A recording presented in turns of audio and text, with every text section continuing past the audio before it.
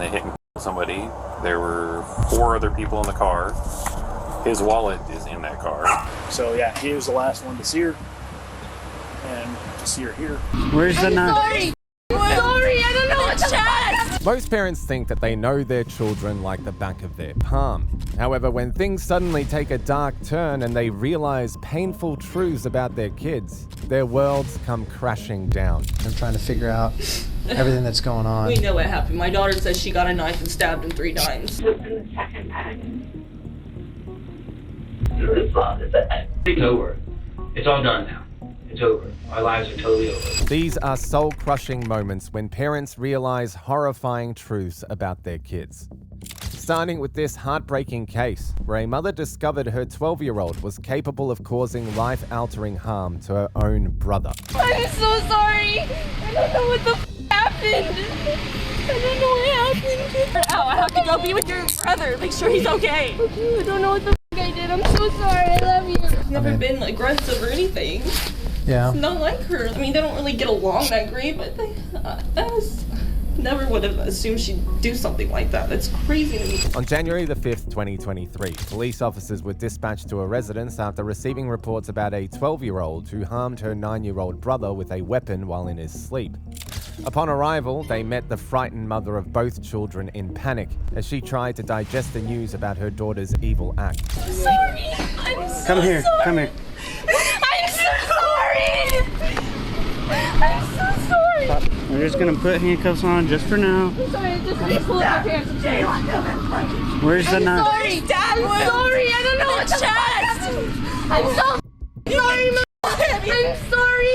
Please. I'm so sorry. Julie, you better pray to God. I am sorry, Mom. I'm so sorry. I'm so sorry. How old are you? I'm 12 years old. Where's the knife? I was upstairs in my room and I threw it out the window and it's behind the apartment right here. You threw it where? I threw it out my window upstairs. Right not up here? not right there. It's the room. This is the other room. It's right behind the apartment. This apartment right here. So where would the knife be? On that side? Right behind. Yeah. The knife? I'm so sorry, Mama. I'm so sorry. I don't know what happened. This is some demonic shit. I'm so sorry. What's your mom's name? What? What's your mom's name? I gotta go with him. I'm so sorry. I don't know what the happened. I don't know what happened. I don't know what happened. Come over here so we're out of the paramedics' way. I don't know what happened. I'm so sorry. Hey, what's your name? Seat for me. Sit crisscross on the grass, okay? Okay. Just sit there for a second. You don't have the knife on you, right? No, I swear I don't. I'm Sorry. sorry. I don't. I don't. I'm sorry. I don't know what happened.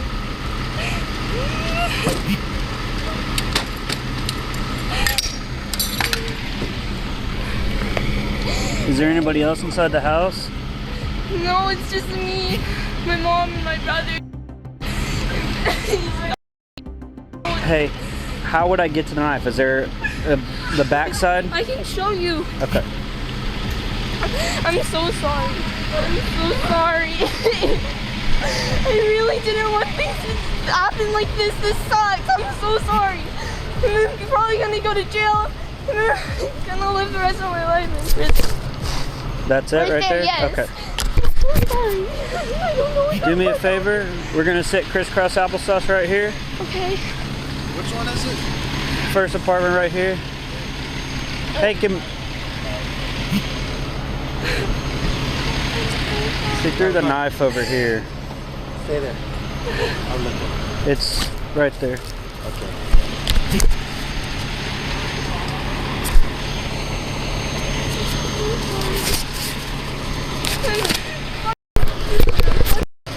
I'm fucking crazy. I don't know what the I did. Stick your hands out like this for me. Do you have any cuts on you? I do. Where at? On my arm. Which arm? Both of them. My left one is just small cuts. Did you cut yourself? Yes. Actually, I'm at my right arm. It just has the small cuts, and then my left one has. I'm so don't know what the Although the woman, April Leader, had received the worst possible news a mother could get, she still remained supportive to her daughter and showed concern about her fate in the case. Hey, real quick, I'm gonna take you out of handcuffs and I'm gonna take your off, okay? That way we can see the cut that you have.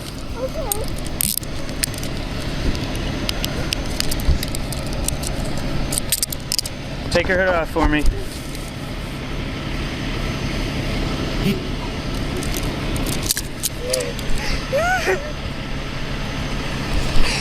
Is it just those? Those look old. Are they old?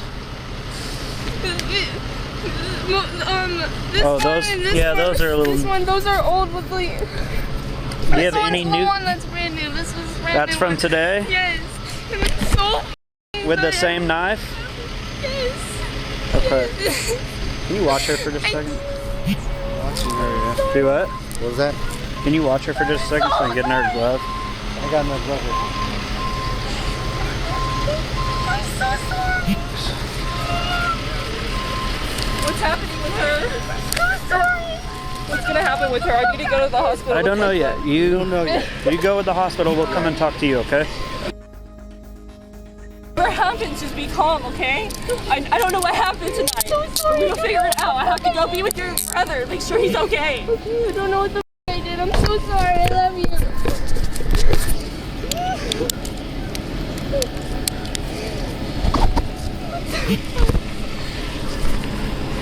Does your arm hurt? No. Okay. It's not bleeding, The so knife is over there. I think we're good. I'm gonna stick your back over, okay? Okay. Let's stick her in the car. Alright, let me clear my car. Put her in my car. Carter, take her to my car. Okay. Okay. Yeah. Ready? We're gonna get up. There we go. Let's go this way. Am I going to jail? We're gonna figure it out, okay? I'm so sorry. I don't know what happened. Without a speck of doubt, the cops could tell that the 12-year-old had remorse for her actions as she found it hard to contain her emotions and repeatedly apologized for the heinous act. Do you have shoes or anything? No, just socks. Okay. I have stickers in my socks right now. A lot of stickers. Is he going to the hospital? Yeah. I'm We're already far away from the hospital. Okay.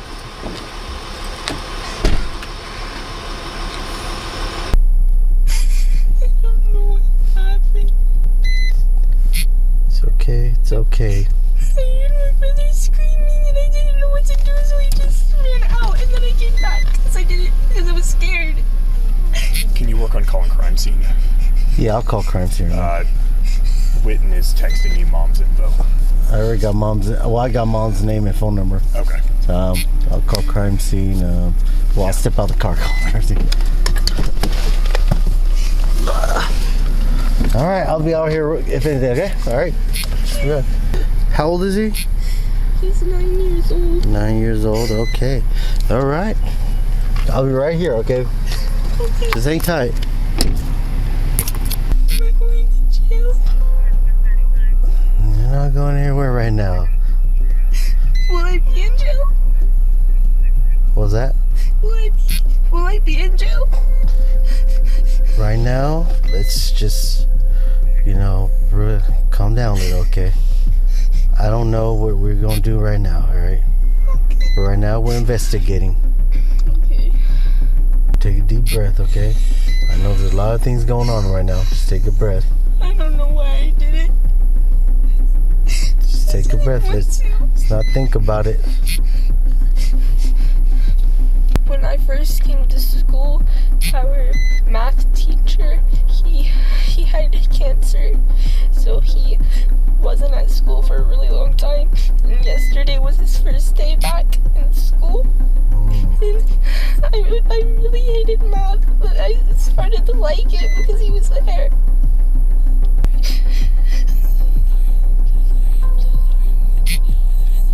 I'm so sorry, God, please help me. What the fuck? God, please.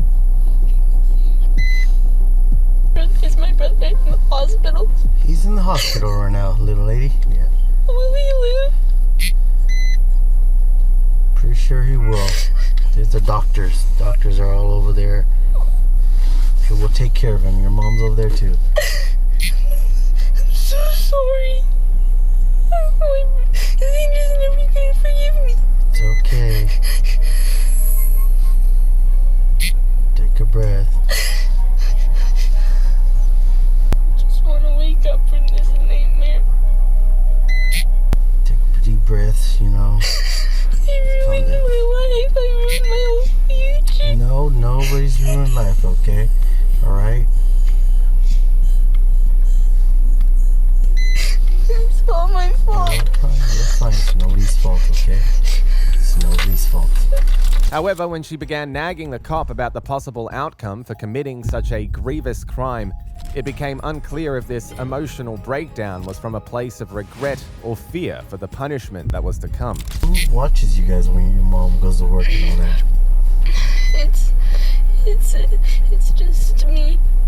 Just you and your brother? Yeah, I babysit.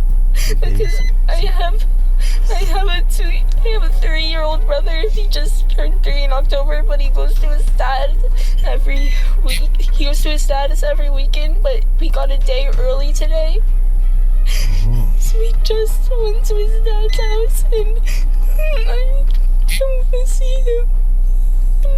So he's at his house, huh? Yes. Okay. His name is... I already know. What was that? I already know I'm gonna go to jail for the rest of my life. You are not going to jail. Yes, I am. Nobody knows that, alright? Okay?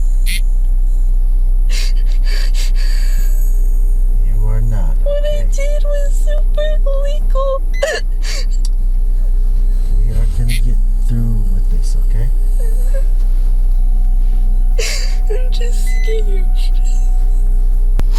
Am I gonna be able to go back to school? Huh? Am I gonna be able to go back to school? I don't know yet. Right now, we're just calling people. I don't know when. Possibility, yes. I don't know. I can't answer that for you, alright, Janet? But yes, I want you to go back to school. I just want to say goodbye to a lot of people. Say good. Where are you going? Jail. You? It's up to someone that's bad. Oh. That's really bad. Let's not think about that, okay? Let's not think about that. Just calm down, relax. A lot of things are going on right now, okay? A lot of things are going on right now, okay? Okay. Are the handcuffs necessary? I'm a good child. You're a good child, but that's just what we have to do, policy. Especially if you're sitting in my car, you know? Gotta itch my eye. Yeah, I know. I don't even know if my mom will want me to live there anymore. Your mom loves you, okay? Your brother loves They you won't too. trust me anymore. What are you talking They about? wouldn't be able to trust me anymore after what I did. They would probably be too scared to even let me back in the house. No, that's okay. I'm not saying that I will go to jail, but if I were to go to jail, how long would I be there for? So it's kind of a difficult question. So first of all, you're too young to go to jail. Juvie? So juvenile detention and jail, two completely different things. Because you're 12, correct? So you got to be at least 13 to go to jail. But I have no idea if you do or don't, how long you'd be there. Okay. The girl was later transported to the station, where she was treated with utmost gentility. Up until this point, she was still in the dark about what was going on or what would happen to her moving forward. Hi everybody, come on in. Thank you, baby. Okay, so I'm gonna take you back here. Just want it out of cuffs or you? Yeah, we're gonna take you out of cuffs, okay? Okay. Do you use the restroom? Actually, I could use the restroom. Okay. I need to take that use the out? restroom. Yeah, I'm sure everybody can use the restroom. I'll take it off. And before you use the restroom, I'm gonna take pictures of your hands, okay? Okay. Lean forward. I'm Detective Silly.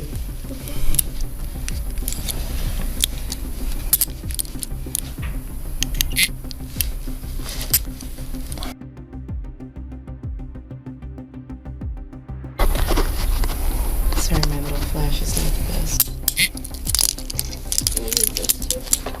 Just go ahead and we'll leave it like that for now. I'll take some like this. Go ahead and turn your hands over.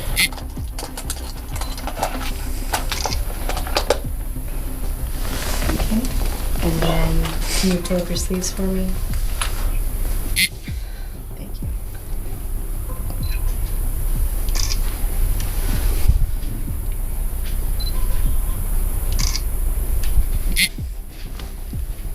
Okay, our restroom's right over here. Where's the bathroom? It's sadly we only have one. Oh, okay. Sorry. And if you need water or soda or anything, go ahead. It's just the one sear. I've got everything for her. Okay. Just in the We're gonna leave it on just for a bit. How was she on the way here? She was asleep. She was good. Does she know? No, she doesn't know. I'm not telling her anything yet. Okay. I'll let you do it. I understand. We're gonna go this way. Camera here. You can go ahead. No, thanks. I'll take this guy. I'll bring it with us. We're gonna come over here. Your mom's here too. They just pulled in. Okay? I'm gonna kind of walk you through everything. And we'll just go from there. And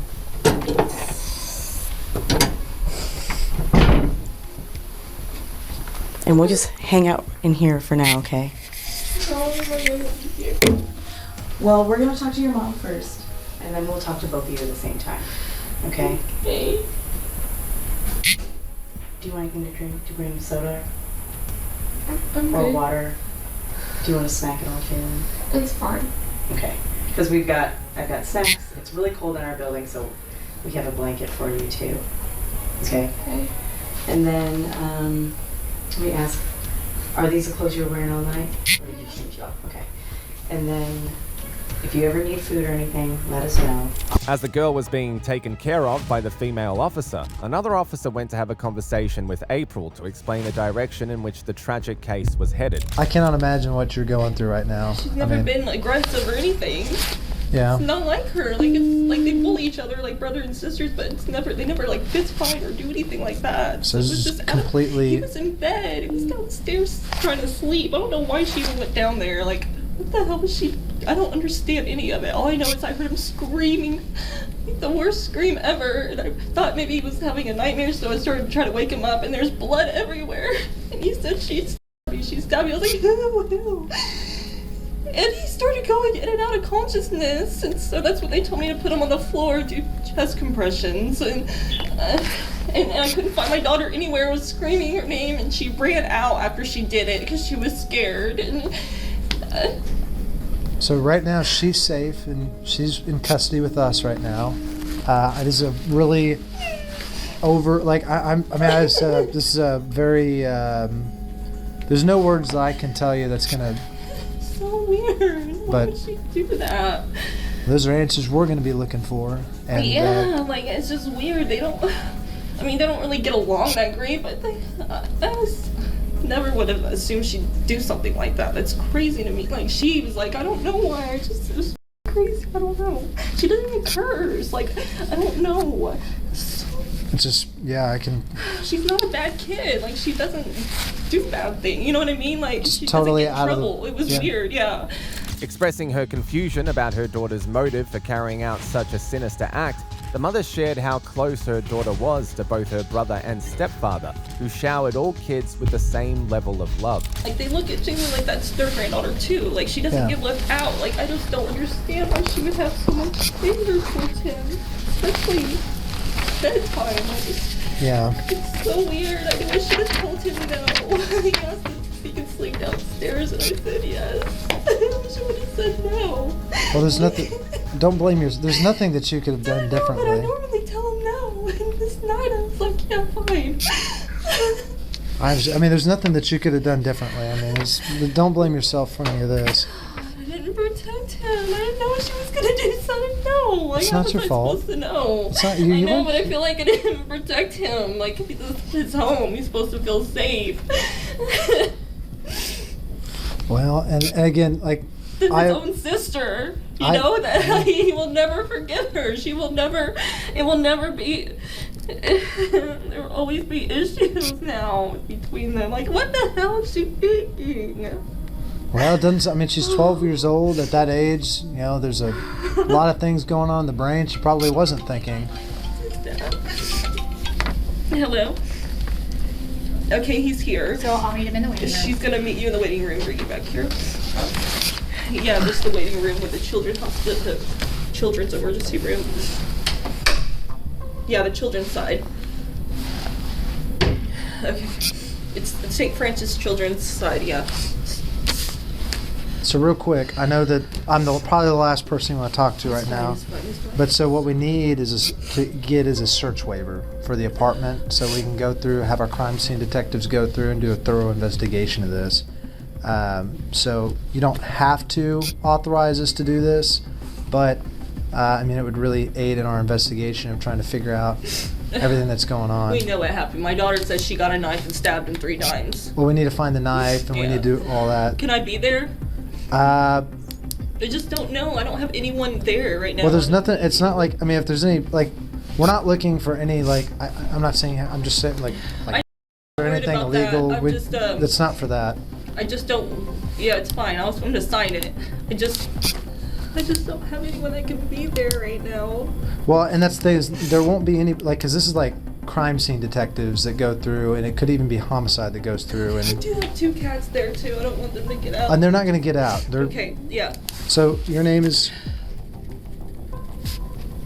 and you're only authorizing us to go through there. Okay. Did she not get the knife for you guys when? Well, she where got. it was? Well, if it's inside the house. Said it was in her room. Okay. Well, so that's the thing. We can't just go in there. Yeah.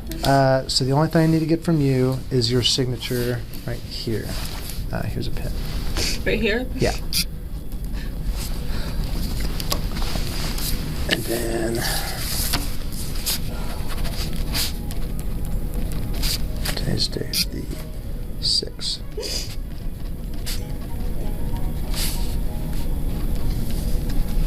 And what's your apartment? What's the?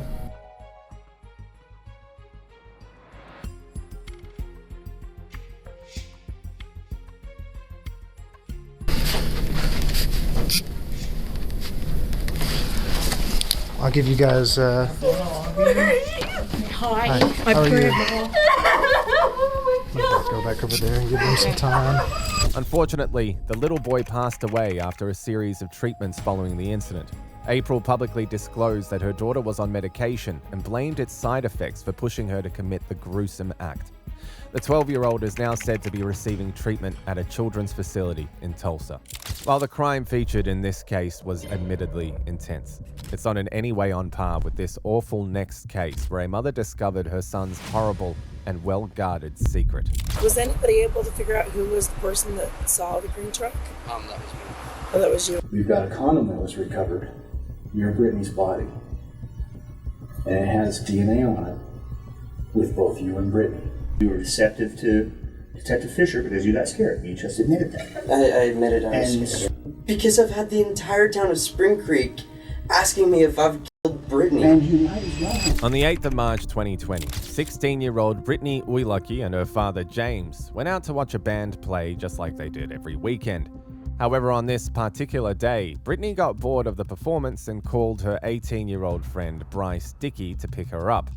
Hours after leaving with her friend, Brittany still didn't show up at home, and as every parent would, Brittany's parents began to panic. They tried calling her cell phone multiple times but got no response, and when it began going straight to voicemail, their panic intensified. The following day, Brittany's mother, Alicia, filed a missing persons report, and officers were immediately sent to her home.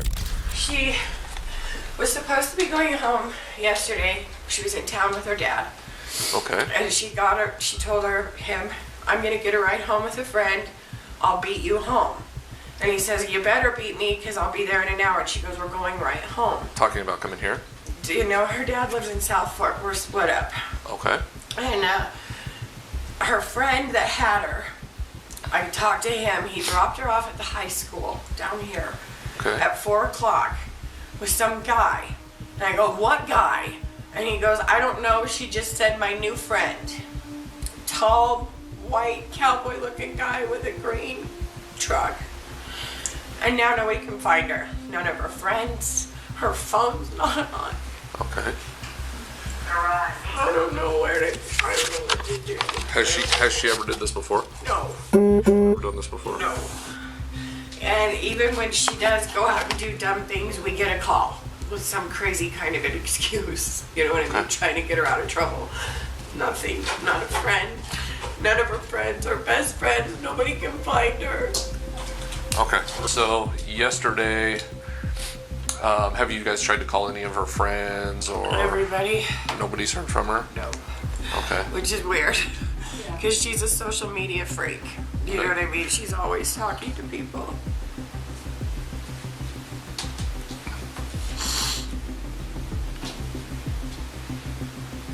Does she go here to Spring Creek High School? She's actually doing homeschool. Okay. She's got a lot of enemies, and I'm scared. She has a lot of enemies. Why would you say that? She just does. That's why she's not in school. Everybody wants. The last time she went to a rodeo, she got jumped by 4 girls. And I'm just worried. When you said that you've had some issues with your daughter just in the recent past, with her being 17 and stuff, has she ever broke curfew before or never broke curfew? Always been just mouthy, you know, like 17-year-old stuff that makes you want to just go, ugh. Okay. You know what I mean? But never. Never stay out all night like this. Never. No. Not show up whenever you tell her to be home. Yeah, whenever she does, she ends up just texting my dad some excuse. Like whenever she does. So yesterday when she left from town and said that she was going to beat Dad home, meaning she was going to come here, right? Do you have any idea why she would have, in the process of saying, well, I'll beat you home, and driving here, she decides to... I don't know. I have no idea. I have no idea what she's doing, what she's thinking. I know she thinks she's invincible, and she's not. Hearing about Brittany's past altercations and possible enemies raised some concerns about her safety. As investigations commenced, police officers met with Brittany's friend, Bryce, who was the last person known to see her alive. Hey, Bryce. How's it going? Good. Well, I appreciate you meeting here. Yeah, no problem. So, kind of run me through it so I can understand what's going on. So, I'm going to stand in the shade over here if you don't mind. Alright, so Sunday, around 11, I started texting, got a few texts from Brittany, just asked if I wanted to hang out. I said sure, got ready and stuff. Told me she could meet me at Angel Park because she said her dad was doing band practice. And then went to town, called her when I got into town on 5th, and then picked her up at Angel Park, drove around, went up towards Mountain View, and then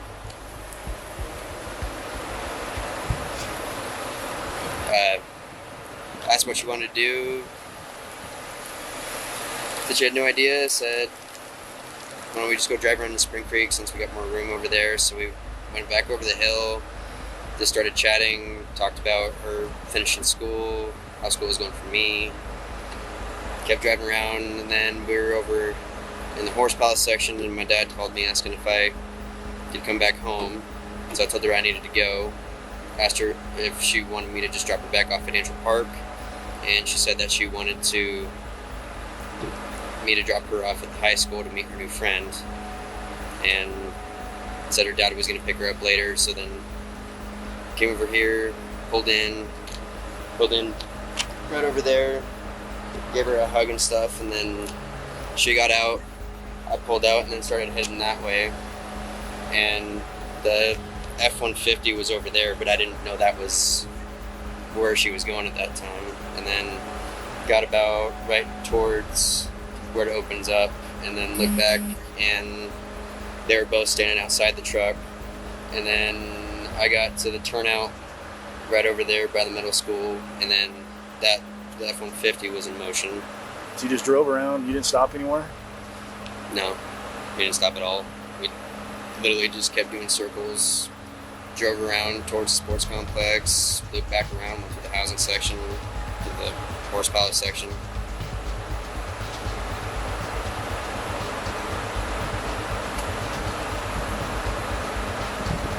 I just think it's kind of odd. I think you know more than what you're telling me. I'm being honest, sir. I mean, not in a bad way, but any of my friends, you can ask, that's what we do most of the time, is literally just drive around Spring Creek for hours. Well, I'm thinking you know more about Brittany than what you're actually confident. I've been doing this for a long time, and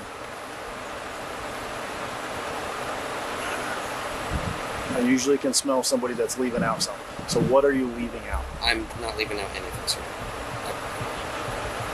There's nothing that I'm leaving out. Right now is the time to lay all the cards down. I know, because this is a serious, extremely serious thing. If I come back and I find out that you're withholding information and being deceptive to me, then that's when charges and stuff start coming. Yeah. So I know. Help your friend out. I'm giving you everything I have. I literally, she seemed perfectly normal. I didn't stop anywhere. Those drove around and talked for like 3 hours. During his conversation with the police, Bryce hinted at the possible reason why someone might have evil intentions towards Brittany. We have a friend group here of around like 30, 40 people, and even more than that know Brittany. Brittany's really known all around Spring Creek. Why's that? She's, well, like, in the last, between like 3 years ago and like a year and a half ago, she kind of made a name for herself because a lot of people around here didn't like Brittany. Okay. In that period, she got in a lot of fights. Okay. But, and then she talks to a lot of people. Why did she go from unliked to liked? What's she doing to change that? Because usually it takes something dramatic. Honestly, a lot of people still around here still don't. Okay. There's like a very few amount of people that like her. Okay. So why would she go from that to being all of a sudden liked? And I mean, what's going on? Is she into the bad world and underworld? That basically anything I've heard is just stuff people have told me, nothing that I'm sure of. But like last year, I heard she was hanging out with a lot of people that just weren't very on the upside. Okay. But I heard that a few times from a few different people. Besides that, I really don't know. Was anybody able to figure out who was the person that saw the green truck? That was me. Oh, that was you, okay. So I know we described it, but sorry, so many conversations and us going to you yesterday is only half the time. Okay. So yeah, he was the last one to see her, and to see her here, and he reported the green truck kind of thing. So that's what we're just trying to understand all that. That's what we're out here doing now. I'm just really trying to figure out where they went, who they were talking with, what they were talking about, who, what, where's, why's. It's too bad they don't have any cameras out here anymore. Yeah, some places they do, some places they don't. So we all want to rely on the digital age, and it's not always there. No, I definitely do. It's missing a lot around here. 3 days after Brittany's disappearance, a search party was organized to look for her in the area where she was said to be last seen. During the search, a body was found in the bushes by volunteers who immediately alerted the cops about the discovery. While a group of officers went to verify if the body was Brittany's, an officer at the station broke the news about this devastating discovery to Brittany's mother, Alicia. It looks like a human head to me. Yeah, it looks like a chest cavity in the dark.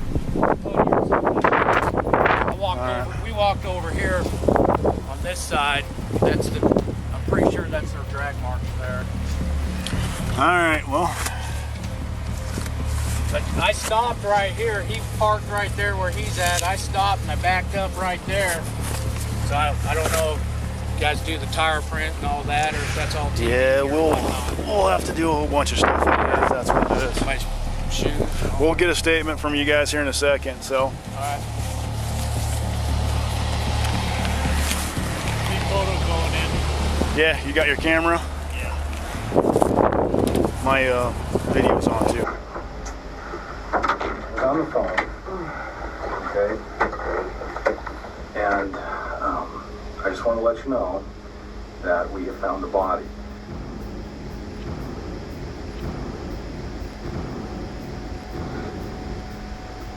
I'm gonna pass out. Can you get me some help? Can you get me some help? Can you get me people? Okay. Oh my God! I need some help. Clear out! Clear out! Clear out! Clear out! Clear out!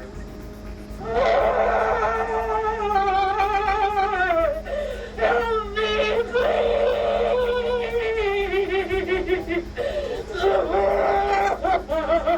Further digging into the case led police officers to obtain surveillance footage from a gas station, as well as Snapchat geolocation data.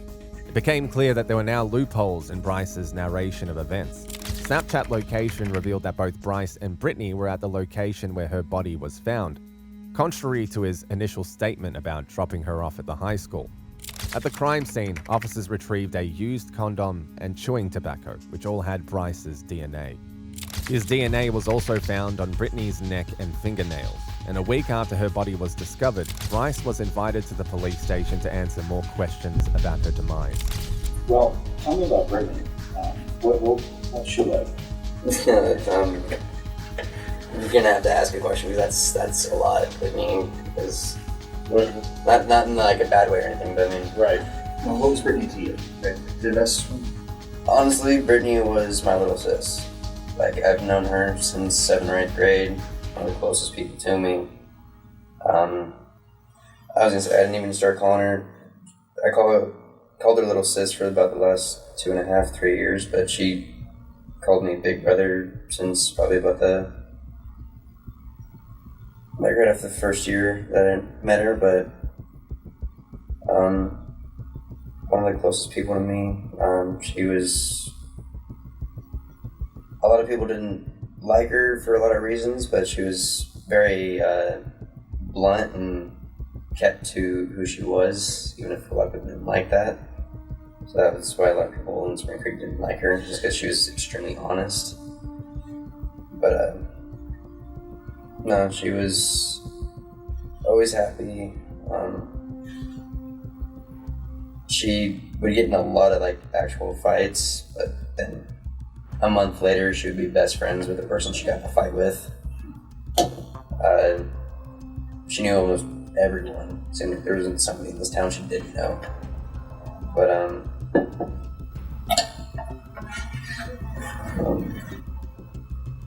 she was extremely sweet.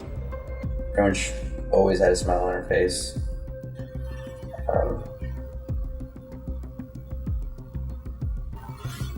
Sorry. Okay. I mean, I can't imagine what you're going through right now. I mean, you know, hearing you talk about her like that and everything, and, you know, where we're at. So take your time, man. It's all right. But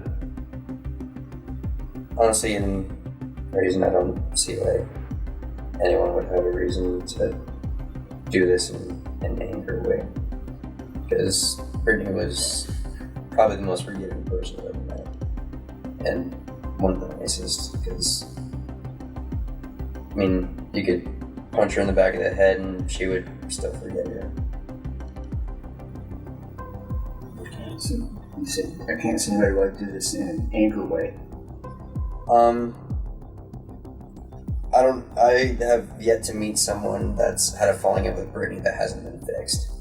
Is what I mean by that. Like, so a lot of people didn't like Brittany, and I mean, a lot of people still don't. That's just because of her personality.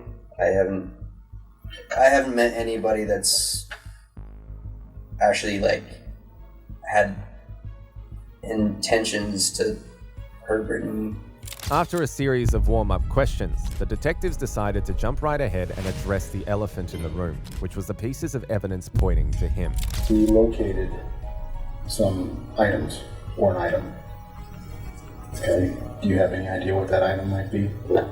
Okay, what if I told you that it had both yours and Brittany's DNA on it? What would that be? Do you have any idea? No. Now's the time to be truthful. I'm being 100% sir. I don't know what you're referring to. Now, you told me before that you and Brittany had never been intimate in this way. No.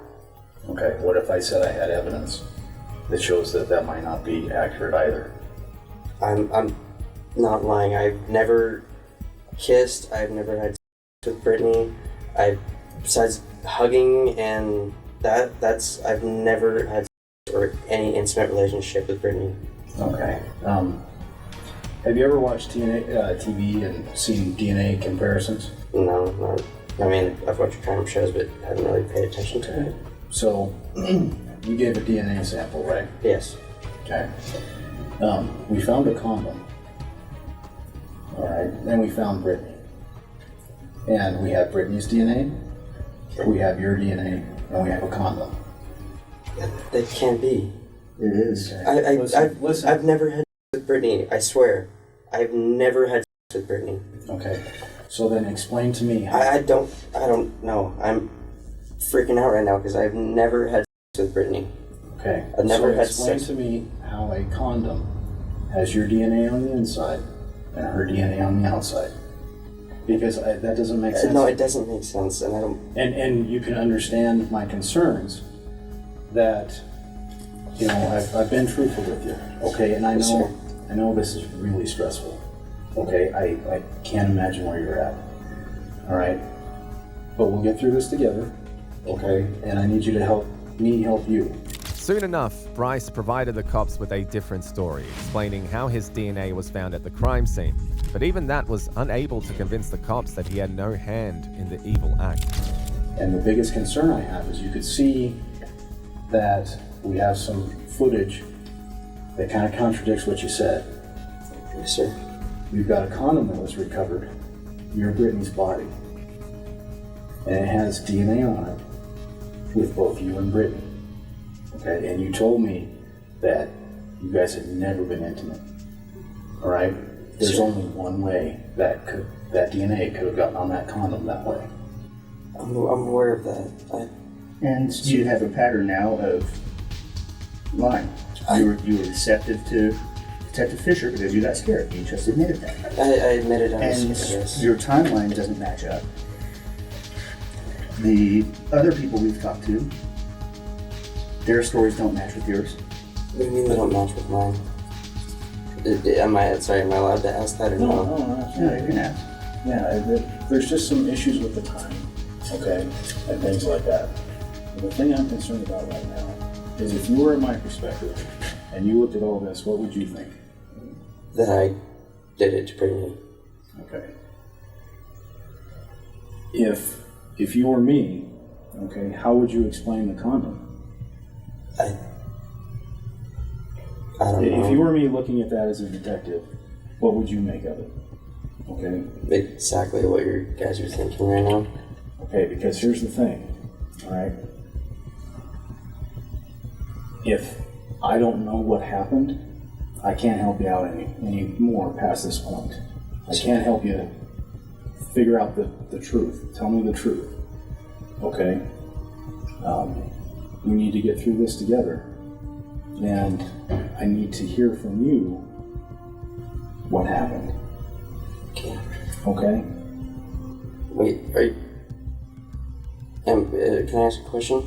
Yes, go ahead. Are you guys trying to get a confession of me killing Brittany? I'm trying to figure out how your DNA got on a condom on the inside that has her DNA on the outside. I need to figure out what happened with that condom. Our job is to work as hard to prove innocence as it is guilt. If you didn't do this, we'll work to the end of the earth to prove that you didn't do this.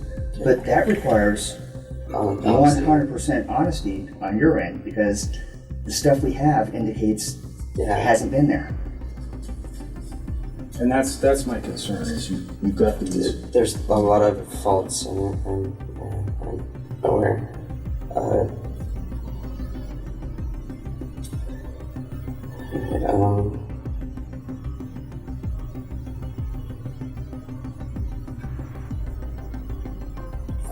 It was extremely odd.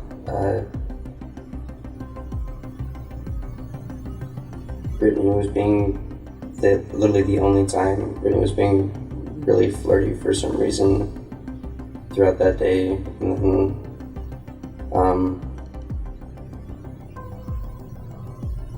so we kissed, and I had gotten a blowjob, but it was through a condom. But then after I was done, she was the one who took the condom, and then thought she threw it out of the truck, and then that's the condom. Bryce's choice of words during the interrogation made it obvious that he might have been suffering from extreme guilt for betraying a friend in the most gruesome way ever. One other question. If you could say something to Brittany, what would you say? Easy. I love you. That'd be the first thing I would say. What about the second? I'm sorry. Because I kind of blame myself for this. Even though... Well, you blame yourself. I mean, I know that I didn't know what was going to happen, but I'm the last one that saw her before she's dead. And I mean, her mom even made me promise that I would blame myself, but kind of still have a lot of regrets and a lot of stuff I wish I would have done differently that day. Because I wish I would have just taken her back to town to her dad, but dropped plenty of friends off at tons of different places, so it did not quite seem different to me. Well, I guess on that note, then, what would you say to her mom? I've already talked to her mom, and I've kind of hard to get words out because talking to her mom the last 2 times I've seen her pretty hard, but like I told her when we were at the plane release was the first time I saw her after it all happened, but I saw her and we hugged and I said I was sorry and kind of both broke down, and then she made me promise that I wouldn't blame myself, stuff like that, and then John and her whole family kind of hugged me and just told me that I meant a lot to Brittany and stuff like that, so. Well, it seems like you cared for her quite a bit. Now, just out of curiosity, and we promise we won't tell your girlfriend, had you ever been intimate? I got that question the last 2 times. Brittany and I have never been intimate in any way. I mean, like, a lot of people get the wrong intentions because, I mean, do it with all my friends, but like calling my female friends love and stuff like that, but that's just kind of the way I was raised in a sense, the grammar wise, but Brittany and I have never had a relationship or have been intimate in any way. That's why my girlfriend was comfortable with her, is because she never flirted with me or anything like that. Okay.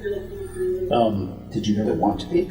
No, never. No, I never had that want or urge or anything. I literally saw Brittany as my little sister. Even with the officer's efforts to get a confession out of Bryce, he refused to admit to the crime. However, with all the solid evidence pointing to him, there was only one conclusion in this case. Last opportunity to tell me the truth. I'm over-certain. So you're still expecting us to believe that you dropped her off and her body miraculously appeared where the condom and condom were by some strange freak coincidence? I did not Brittany, but imagine being in my position trying to explain this. Well, we're trying to figure out how she ended up. But realize, she disappeared on the 8th. You've been sitting on this knowledge without sending saying anything to anybody? Because I've had the entire town of Spring Creek asking me if I've Brittany. And you might as well have if you didn't say anything. Okay. Alright. Sorry. I'm sorry. That's right. Well, so this is the story that you're going to stick with? Yes, sir. Okay. Go ahead, stand up and face that way. Separate your feet. And put your hands behind your back. In May of 2022, Bryce Dickey was sentenced to 20 years to life imprisonment with the possibility of parole after 46 years. In the next case, another mother of a 15-year-old was in utter disbelief after learning that her son was involved in a horrific crime. In this case, he took off from the police, going like 100 miles an hour and hit and killed another guy. Everybody took off and running. So Close the door. Please let me listen. No, I don't know what happened. Like about 2 in the morning, he came running in my room saying he punched the wall. Yeah, no. I did not believe him. You have no idea. Okay, I am so upset right now. On the 12th of July 2024, after receiving reports about a stolen car, police officers drove down to the location where the vehicle was spotted and made attempts to conduct a traffic stop. The driver, however, a 16-year-old male, refused to pull over and sped off, leading to the officers' pursuit of the vehicle.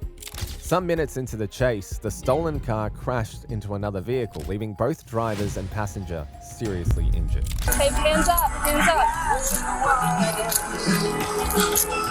Can you stand up? Okay, come on. I can't move! Okay. No, I can't, boy, hurry. We need to move you away from the car. I can't. We need to move you away from the car. I can't move! Is that it?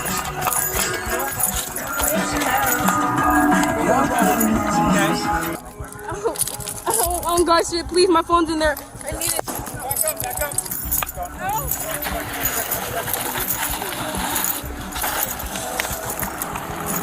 Leave it fire alone. Oh, my leg's let's broken. get behind this It's wall, broken. guys. I know it's broken. I can't walk on it. Come on. Ow.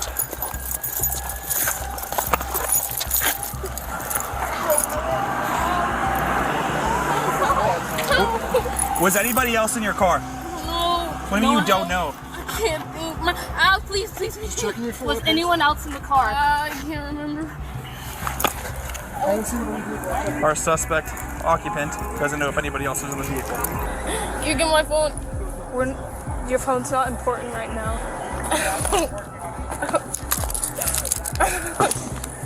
Kick your leg out straight. Get out flat. Ow. I can't.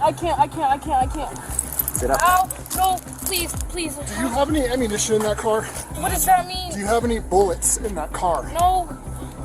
Ow. Please, my leg is broken. I really cannot stand up. You want to go on the pants here? Yeah. Alright, I think I'll secure my car. Are you bleeding from anywhere, or is it just your leg? No, it's my leg. I can't walk. How old are you? 14. What the f are you doing driving around stolen cars? 14 years old. If you weren't driving, who was? Is there another person in the car? I can't think. If I was in charge. Were you in the car by yourself? No. Who else is in the car? Someone was driving. I need to know if they're in the car burning alive right now. I don't think they are. Present at the scene was the owner of the stolen vehicle who had reported the incident to the police. Once the injured girl was taken to safety, the officers went over to question the owner about what she had witnessed after her car was taken. You folks watched what happened? Well, they stole my car yesterday, and I did that. Oh, you were the folks? Okay. Out of Kent? Oh, okay. This is your car, ma'am? Yeah, that's my car, the okay. one over there. Okay. Did you happen to see how many people were in the car? When I saw it was 3 persons. You saw 3 people? Yeah, I saw 3 people. It was I think it was the apartments where they park. Once get out there. Okay, but when you were following us, or when one of my partners was following you were flying, were there still 3 in the car? It was 3 in the car, and then one get off on those apartments. No, I'm talking about now. It was 2. 2? 2. Right before this crash? Yes, it was 2. And it was, I think I saw, el que iba manejando era moreno. Yeah, I think the one who was driving, it was like African American. Okay. So you were confident, 100% sure you saw two people in that car before this is like. I'm not talking about he dropped off two people. He dropped off one. He dropped off one. Okay, and then two. It was one behind and it was two in front. What do you mean two in front? And one behind. So supposedly right now is two people over there. Right? No. I don't know. Did they got someone over there on my car? Hold on. We can't help your friend if you don't tell us. What's it name? What's his like? Brown skin with curly hair. Huh? Brown skin with curly hair. How old is 14. suspect driver may be named brown skin, curly hair, 13 years old. So where did you called saying you saw your car? Where were you at when you called? I was in my house. Did you get someone in my car? We got one. We got one. We weren't able to see What the is second. a bar racist? Do you know? I don't know. Right now we're investigating that, ma'am. We're also caring for this guy who was. I know. Okay. I understand about your car. That sucks. That's what happened. The thing, But you know what? the priority is right now on him. Right Yeah, I understand that, and I feel bad. I get help. Yeah, they're coming. They're working on the person in the car you guys ran into first. And is that guy alive? now. I don't know. I don't know, ma'am. Right now we're investigating all this. Okay. Don't worry about it. I want to hear what happened from your side of the story and like see what was happening. Okay, for the three people, can you describe who was the driver? I think what I see, the driver looks like African American, Okay. and I didn't see the other two. African American, male, female, Man, it and was a male, yeah. okay. Can you describe more about him? Like, did he, like his hair, his? Did you see any piercings? See any like facial hair, anything? I don't remember. I was focused on my car. I just saw him. You saw him. And I was looking on the plates on my car to make sure it was my car. Okay. And then you saw another person, a passenger, but you don't know. I don't know. And I saw one on the back. You saw one in the back. You don't know what it looks like. No. Okay. All right. And then so you followed it out of your street, and then you guys started chasing after it, right? Which don't do that ever again if that ever occurs. I know, but I'm so desperate. Ma'am, that's the only dangerous. car. This is what happens, right? This is what you. Yeah, that's why I call. decide, I call not emergency. Yeah, don't just call emergency. It goes to the same people. Yeah, and then told me if you sell your car again, just call 911. Yes, do not pursue. Do not do what you just did because that could be what happens to you, right? After gathering enough information about the identity of the driver, the officers began a search of the area. The search lasted several hours and remained unsuccessful until the driver was apprehended days later for stealing another vehicle. It was thereafter discovered that 4 passengers were present in the vehicle at the time of the collision, and 3 months later, officers visited the homes of the other suspects for further investigation. Upon arriving at the home of one of the suspects, officers met with the mother of the young boy who had absolutely no idea that her son would ever be involved in such a serious crime. Good. I'm Officer Raven Camp Police. Yeah. Hi, are you mom? I am. What's up? Hi, I'm Officer Raven Camp Police. Just so you know, my body camera's on. So Okay. I'm here to talk. Probably has to do with his injury potentially, but a little incident he was involved in July. What happened? In a car crash, perhaps? No. Sure. Yeah. Can you go? Actually? Can you go in the house, please? What? Okay. Sorry. Do you know how he got his arm injured? I have no idea how he got his arm injured. Okay. So on July 12th, there was a crash. You may have seen it on the news, where one of his friends was driving and they hit somebody. There were 4 other people in the car. His wallet is in that car. And Close the door, please. I'm confused. I want to listen. No, I want you to close the door. Okay. Sorry. Okay. His wallet was in the car. Okay. It's a stolen car. So just so we're straight up, 100%, nothing for you to stress and worry about. I'm not looking at him as a suspect in any way, shape, or form. Okay. Strictly just a witness. It's the same thing we're talking with to all the other kids that were in the car. Okay. You know who Trey, his friend? I have no idea. Okay. But he's a guy who's chronically been stealing cars, and his parents were trying to control him. As soon as he would get off juvenile detention, he would immediately go steal one. In this case, he was took off from the police, going like 100 miles an hour and hitting another guy. Everybody took off and ran except for one gal whose leg was broken in the car, who was one of their friends as well. So the person we've charged and is in custody is Atreyu, and we're just talking to the other kids just to make sure all the stories match up, and they're strictly just witnesses. That's the only reason I want to talk to him. So I have his wallet, and I have the other people saying car, and I have in the car. Okay. Close the doors. Please let me listen. No, I don't know what happened. I want to listen. I am your mother, and I am not allowing you to speak to him until I am done speaking to him. Okay. And that is it. Don't open this door again. You can step away if that will make you feel more comfortable. Yes, please. Okay. So I'm not going to allow him to speak to you unless I know for sure that he's not in trouble. So if he is in trouble at all whatsoever and being questioned, first of all, I'm a legal assistant, so I'm not being questioned to be possibly charged with a crime. He is not going to be spoken to without an attorney present. Correct. So, just so we're clear, I want this recorded. The camera's on, it's recording. I've told you straight up, he's just a witness. It's the same thing I told the other ones. By law, as a juvenile, if I was looking at him to be interviewed as a suspect, he would have to have an attorney before he could ever even talk to me. Okay. Even if you said, nope, he has to talk to you, mom and dad's permission, it wouldn't matter.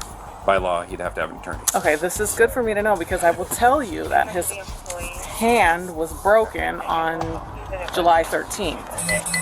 So the crash happened early morning, just after midnight on July 13th. And at like about 2 in the morning, he came running in my room saying he punched the wall. Yeah, no. I did not believe him. So he's very, very lucky that it's just that, because I've already downloaded the car and everything. They were doing 104 miles an hour when they hit the other guy. You have no idea. Okay, I am so upset right now because you have no clue how many times I have spoken to my children about how stupid, dumb decisions like this could ruin and affect... Dude, you're going to get in so much trouble if you don't stay inside till mom's ready for you. Okay. ...the rest of their lives. Yeah, it's... And this could literally be a charge. Once the boy's mother was certain that he would be free of any charges, she agreed to let the officer have a word with him about the incident. The boy's statement provided insights into the night of the crime. Well, actually, just again, so we're all on the same page, it was filed as vehicular homicide, 2 counts of assault, potentially 3 because he's injured from that collision. The other 2 are victims as well, so he's potentially another victim. So this would be potentially 3 counts of vehicular assault, the eluding, but the prosecutors actually upgraded it to 2. And they have charging him as an adult. His friend. Yes. Correct. And okay, so I did see this on the news. Okay. And so everybody else has already talked, and again, strictly witness. It's all on camera. If I was going to be charging him, he would have to have an attorney present. I'm just looking for him as a witness and potential victim is what I suspect. And you want to speak to him right now, or if that's okay? Yeah. Okay. Can I go talk to him first? Sure, absolutely. Can she be out here with me? Of course, I would have it no other way. Okay. He has been instructed to be completely honest. Okay. Just to remind you, okay, the camera's on. Yep. And just to make mom and you 100% at ease here, okay? You are completely being looked at as just a witness here, and a potential victim if this injury is related to that, okay? It's all on body camera, so we can't try to be sneaky later, okay? Yeah. The questions Just calm down, friend. Just you're not gonna when we're done. You're not going anywhere other than back inside with mom. Okay. But you have to be completely honest. Yes, sir. Okay. Yes, sir. I've already talked to pretty much everybody involved, plus witnesses, and so most of the questions I'm going to ask you, I already know the answer to. It's just a question to find out whether you're being willing to be honest. Does that make sense? Yes, sir. Okay. So, were you in the car, the stolen car? Yes, sir. Okay. Where did you get picked up? Over there. Like, right down the road. By the Kenwood Apartments, or no, right down the road. Literally right down at the entrance of the. So like 108 and 224. Yeah. No, at the entrance of this neighborhood. Right, that's 108. Yeah. Okay. What kind of car were you picked up in? I don't know the car. Like I don't describe it for me. Gray. Okay. Like a sedan. Like four door. Four doors. Okay. You don't know what brand or anything like that? No, sir. Do you know what day this was? What day did you say? Well, the crash happened on the early morning of the 13th. So July. July 13th. So I would imagine you probably got picked up in the afternoon or evening of the July 12th, if we're talking about the same time. No, July 13th is when I did. So it was in the morning that the accident happened, like 12 Yeah, it p.m. happened at just night. just after midnight, which is the 13th. So on the 12th evening of the 12th is when most people said they got picked up. But if you got picked up right before the collision, then so be it. But I don't know the time. I don't know. Was it late at night? Was it still evening, early? It was late. Okay. Who all was in the car? First of all, who was driving the car? Trey. And I don't know the other people. What's Trey's full name? I don't know his full name. I know is it Trayvon? Or Trey? I don't know his last name. How do you know him? A friend from school. Which school? Kentwood. Okay. And he's in your class? No, just a friend that walks around in the hallways. I see him. Okay. So you don't know who else was in the car? Any ideas? Not their names. No. Okay. Boys, girls? I think it was all boys. Not sure though. No, I literally don't know them. I just know Trey. That's it. All right. So you get picked up by Trey, and what happens? We just were driving, and he got in a crash. Like, that's what happened. You were just driving, but what were you just doing? As the officer probed the boy further about the night, he began to reveal several other incriminating details regarding what had happened after they fled the scene of the accident. Again, I'm asking questions I know answers to. Okay. So we're just driving at some point, but at some point, did you guys notice the police behind you? Yeah. Okay. How did you know there were police? The siren. And? The lights? Yes. Yeah. So what happened when Trey saw the lights and siren? He took off. Okay. How fast do you guys think you were going? I don't know. Fast. Okay. And what happened? He crashed. That's all I know. Do you know what he crashed into? No. I didn't know anything else. Okay. You didn't see what he hit? Nope. I literally don't know. So what happened after the crash? I don't know. No, don't lie. What did I don't you know do? what happened. Okay, so the car crashes, Yes. it comes to a stop, it Yes, starts to catch on fire. Yes, sir. You obviously didn't stick around and sit in the car. Where No. did you go? I don't know where I went. I have no clue where I went. Did you stay at the scene or No. did you leave? No, sir. So you ran away? Yeah. Okay, so that's where we're getting at, okay? And then at one point, you got picked up by somebody or did you walk home? Or I walked home. Again, I'm asking questions I know answers to, so it's best that you're Oh, no, I got picked up by his dad. His dad, yep. By whose dad? Trey's dad. And how did you guys call Trey's dad? My phone. Correct answer. Okay. So you got picked up and where did you go after that? Where Home. did he take you? Brought Straight you home. here? Yep. Okay. I see you have a cast on your right arm. Yep. How did that happen? The crash. And is it broken or just sprained? Broken in the hand, like split in half. Okay. So you're really, really lucky because you were sitting in front and you guys hit that other car pretty much to the T. And I already know from downloading the car, you guys were doing 104 miles an hour when you hit that car. And I don't know if Mom told you, but that driver that you guys hit died. Okay, and Trey has now been charged as an adult with. So I literally just told him he could be going to jail for the rest of his life just by being in that car. Do you understand me? Do you understand me? And even if that part doesn't stick, you could be. Yeah, I know. I don't. Honestly, I got out of that car and I didn't know how I only broke a hand. I thought I was literally. I thought I was gonna die. I thought I was. Unfortunately, the person who had nothing to do with any of this is dead, right? So, if it's okay with Mom, what I would like to do is get a medical release so I can first figure out where you went to get the treatment so that I can get a copy of the medical records. Medical Valley Center. We went to Valley Medical Urgent Care, and then we went to Proliance Orthopedics to at get the Valley cast. to have it casted. Okay. But initially I you can would... sign it, if whatever. Well, unfortunately, I'll have you, initially, but unfortunately, once they're over 13, they won't accept it unless they sign it. Okay. So, I'll go grab that form if that's okay. Yeah, that's fine. And are you willing to be a victim and witness for this case? Sure. Because I assume you don't want to be a suspect, right? I don't. And that's, again, we said from the get-go, I'm treating you just like a witness because ultimately you didn't have control over the car. We potentially could have gone down the road of when you left this person at the scene without checking on him. Sir. But we also know that the proximate cause of this whole thing is Trey. We need to hold him accountable, so we're going to keep you guys as witnesses. Thank you for that. All right. So, you're being honest. I appreciate that. Were you wearing your seatbelt at least? I don't remember. I literally don't. Do you have any injuries like around up near your neck or anything? It was literally only my hand, and I don't know how. I really don't. Yeah, honestly, I don't either because the front passenger seatbelts were actually not being worn. Yeah. I don't know how. I don't know how you didn't go through the windshield. The mother of the boy, who was angered by her son's actions, couldn't even bear to speak to him and remains thankful that he survived the crash. So you're telling me they were going 104 miles an hour. He was in the front seat of the car with no seatbelt on. Yep. And he is standing here. With a broken hand, Alive. Yeah. So I don't know how. Yeah, it's a complete miracle because just the way that car spun afterwards was enough to maybe keep him in the car. I can't explain it. The other guy lost his life.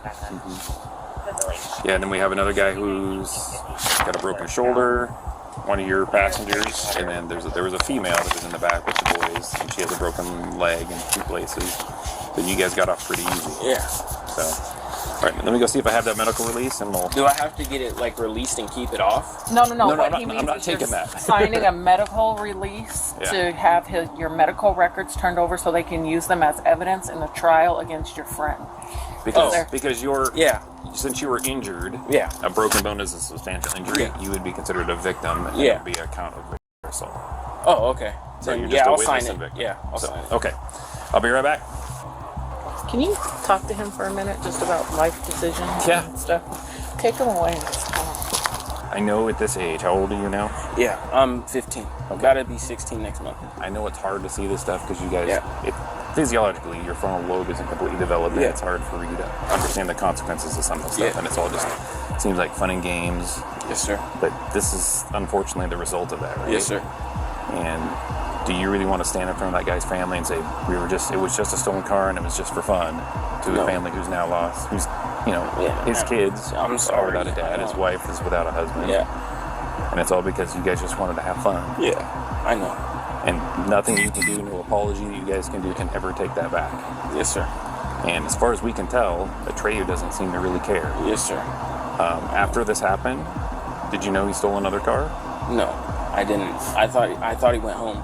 He did. No, he did. Yeah. But like 6 days later, he stole another car and ran from the police again, even knowing from what everybody says, everybody talked to him. I learned from that night. I'll never do it again. I learned that it's terrible. You never should do something like that. Because I have no doubt you're probably a good kid, but good people can make bad choices and hang out with the wrong people. Yes, sir. Have you ever stolen a car yourself? No. That was my first ever time just being there. I was just there, and I didn't know what to do. I don't know. It's pretty obvious the car was stolen, though, right? Yeah. How did you know it was stolen? He ran from the cops. Right, but did you notice he didn't have a key and the wires were all hanging out? Yeah, I did notice that. Yes, sir. So, and yes, your mom's upset with you, but why do you think the main reason she's upset? Because well, it's because obviously your actions took someone else's life. Yes. More importantly to her. Yeah. She potentially could have lost you forever. Yeah, forever. Yeah, I know. So, yeah, I don't know how else to make it abundantly clear to you guys that this stuff needs to change, and this is hopefully a wake-up call for you guys. This is a wake-up call for me, yes. And to maybe some of your other friends that are trying to go down this path. Yeah, I know. Yes. Because you're really lucky you're even with us. I know. Yeah. I don't know how. When I saw that the fact that your seatbelt wasn't fastened and just my hand, I really didn't know. Somebody was looking out, so maybe there's a higher purpose for you to turn your life around and maybe save some other friends' lives that would go down this path, right? I mean, it's God. I mean, He kept me alive. He did all this. But don't waste that opportunity. Yes, sir. I will. Okay. It'll never happen again. I hope not. I promise you. And I would say maybe take it the other way and sort of be the voice of change for some of your other friends, because, and as Trey's finding out, it's like they're starting to finally take this stuff seriously, right? Yeah. The fact that he's 16, but they're going to charge him as an adult and not a kid. Yeah. I appreciate you being honest. Yes, sir. Make sure you stay that way when other folks call, okay? Luckily for the boy, he was treated as a victim in the case, whereas his friend, Trey, was charged with multiple charges, including second-degree homicide, vehicular homicide, felony hit and run, vehicular assault, attempting to elude a police vehicle, and possession of a stolen vehicle. Both this teenager's mum and the father of the next case, Stephen Powell, were totally caught off guard by the horrendous revelations about their children's true nature. Is she coming out? Yeah. Not yet. So just...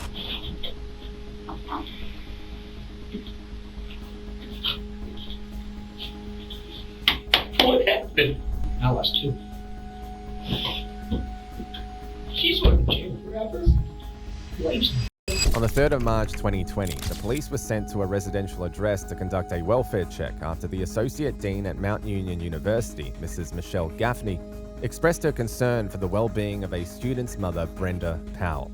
When the first officer arrived, everything seemed normal in the home, until he began hearing the cries of 20-year-old Sydney Powell from within. Hold on, we gotta figure out what's going on. 1300. Can you sit down? Can you sit down? 09, get that 32 roll, get it quick. We got a female down, we're on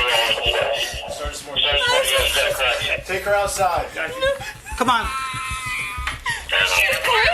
Come on. Is she gonna be okay? Come on. I Come on, come on. You just need to cooperate with me, all right? I want my dad. Huh? I want my dad. What happened? What's going on? What's going on? We heard a bang. We heard a bang. And she told me to get out. And then I heard screaming. So I came back and she was on the ground. Okay, you heard a I ran bang. out back. There was a bang. Someone broken. Okay.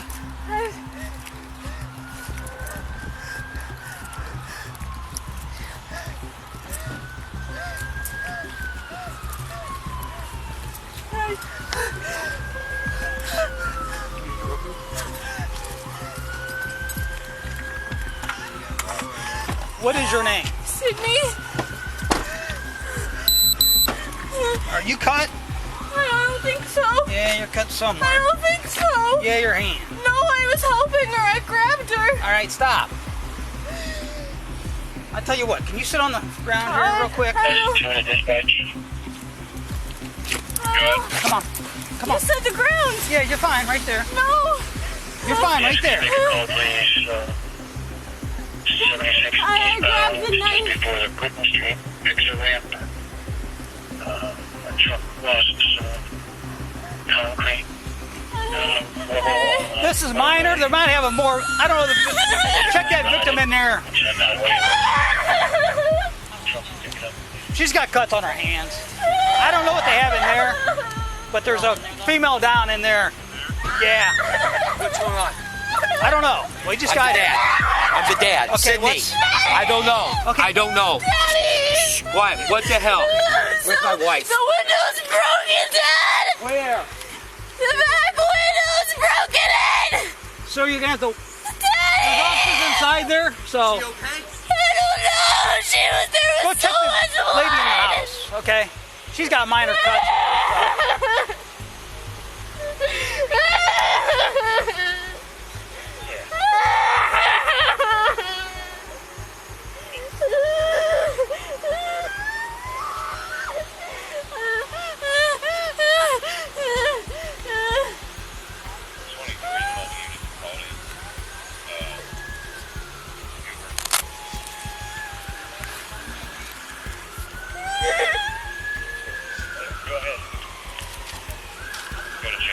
It's pretty bad up there.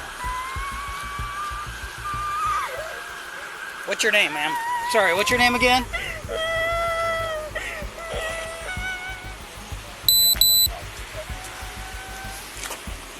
She's got cuts on her hands. Okay. So. She's got cuts on her hands. Yeah. Take care of her.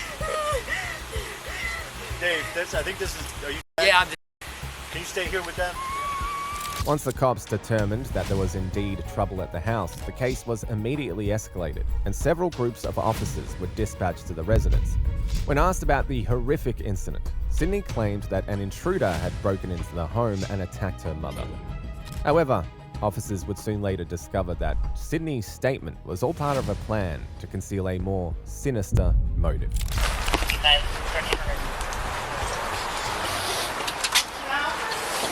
Can you sit down? 09, get that 32 roll, get it quick. We got a female down, we're on Take her outside. Got you. Come on. Come on. Is she gonna be okay? Come on. I Come on. Come on. You just need to cooperate. All right? What you got? No, she's there's blood all over. I don't know if she's bleeding out. All right. I'll grab everybody's gloves.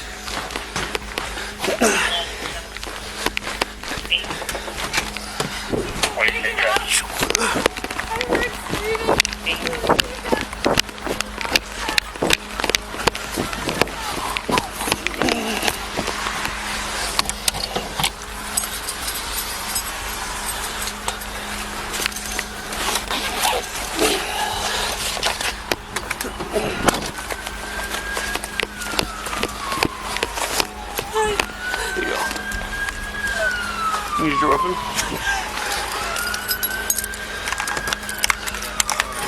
What is your name? There you go. Yep.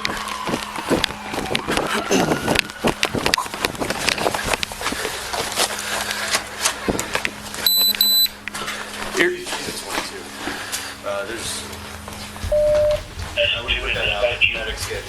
Secure the scene. She looks like a 22. She looks like she's been down for a while. There's blood all over the place. There's a knife by her head and stuff like that. There's a huge pool of blood.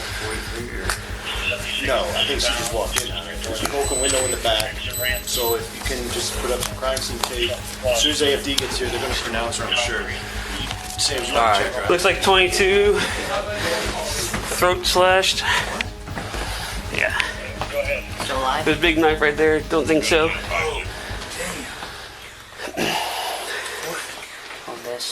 Big old frying pan.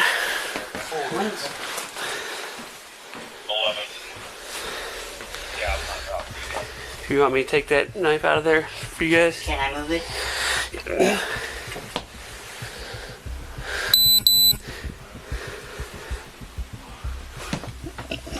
She's got that nice little throat laceration right there. There is a knife by her shoulder, just so you know. 12. Who did this? We don't know. Inside, officers found Sydney and her mother, Brenda, who was severely battered and lying unconscious on the ground. As the officers made attempts to uncover the details of the awful scene that they had just walked into, Sydney's father, Stephen, arrived at the house, distraught and confused about what was happening. Does she have any mental issues? No, she was having a little trouble at school at Mount Union, and she came back home to try and work things out. Just today is when I found it. I think she has been going to class for the last couple of weeks. So she just came home today? Yeah, today. It's like 11 o'clock. Sydney. Oh, what is going on with Sydney! What's going on? Huh?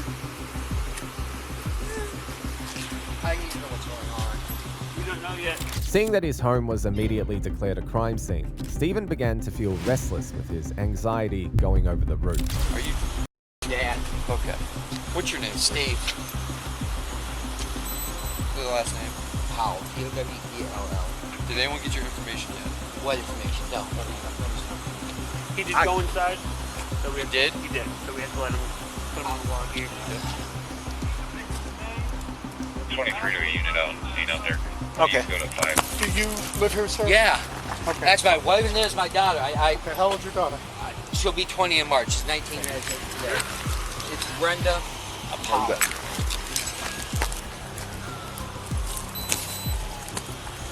POWEL. Yes. Correct. On this over Brenda?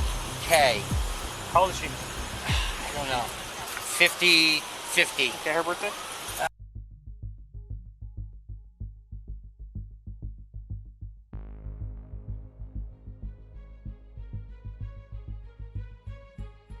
How old is she?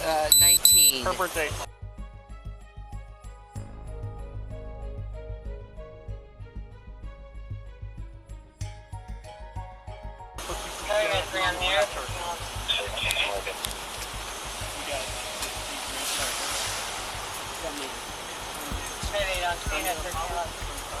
Is she coming out? Not yet, so just can't hang out. How did you get here? Were you here? I drove. In no due time, police officers opened an investigation into the case, and among the first people to be interrogated was Stephen Powell, who provided crucial details that opened doors to a great lead. Who'd you get a call from? Got a call from you. Call from me. Oh, okay.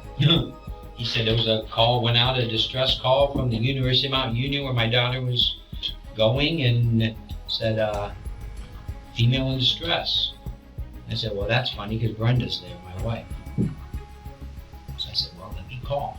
So I called Brenda, and it rings on the cell phone, no answer. I call Sydney back, rings, no answer. I call Brenda back, ring, no answer. I'm pacing around. I call Jeep back, and I'm on the phone with him, telling him there's no answer. My doctor calls me back and said, "Oh, Mom's on the phone with Mount Union." I said, "Well, cops are on the way." There's been a break-in, and she just started going off. She said, "What?" She said, "There's been somebody broke into the house. There's blood everywhere." And I'm like, "Stop!" And then that's when I called. I'm sure there was conversations after that, but I'm not going to go over the detail. She was hysterical and crying. I called Jeep back and said, I don't know what I told you. I don't know if I said it was legit or it's the cops on the way. There's been a break-in, and I left. Drove home and saw up. So at first, when you talked to her, she said your wife was on the phone with Mount Union. Yes. And as soon as I said cops are on the way, the hysterics started. Speaking with Stephen helped the officers get ahead of the case quick enough by enabling them to establish the underlying motives Sydney could have had to commit such acts against her own mother.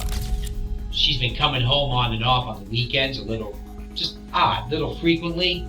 Never seemed odd for sorts, It's acted perfectly normal.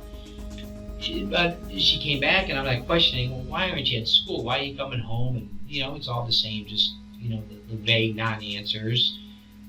And so she turned off her Life 360 app. But I think on that app, you can't see where she's going. You can kind of see highlights of where the phone was. Well, I'm kind of looking, I'm like, oh, well, you're not where you're supposed to be. This is kind of weird. So I called her on it and I said, Mom, because I went on, so then I tried to go on the Mount Union website and say, I figured I was gonna see if there's anything on that. Parents only have so much, Right. I'm willing to pay the bill and everything, but if you want to find anything about it, you're out of luck. Right. But I figured I'm gonna try. So I sign on, it says your password or your login or password ID doesn't work. My last weird, so I recovered my password and I put in the right answer and it didn't work. And I did that a few times and I texted her back and said, something's not working, what's wrong? She comes up with something that says the website's down, basically, and but I'm working on it.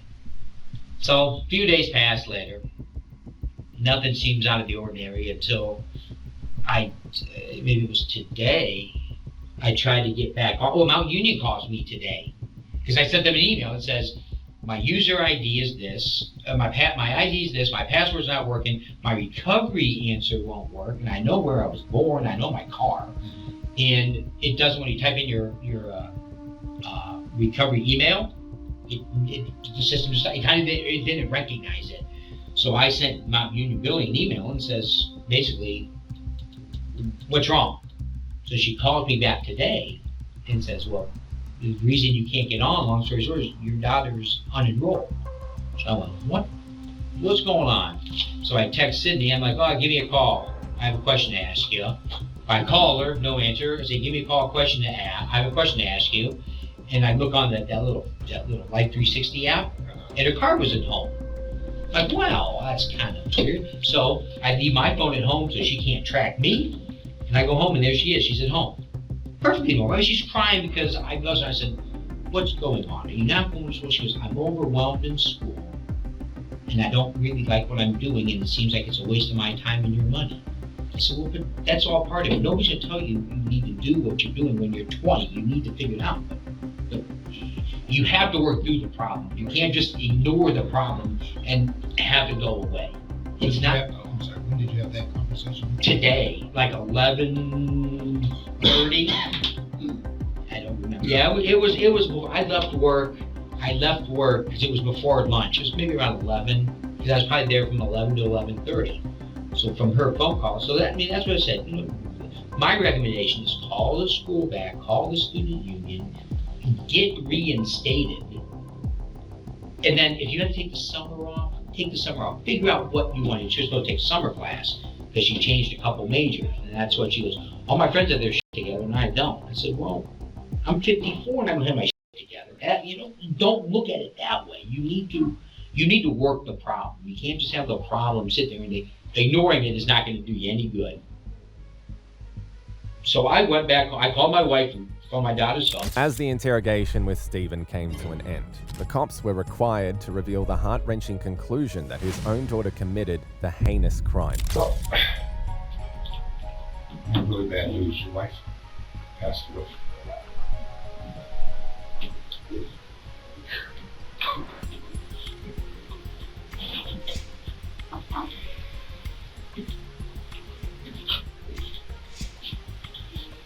What happened?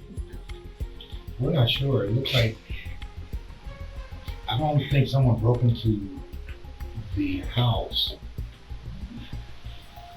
I don't know if your wife and daughter got into an argument, got physical.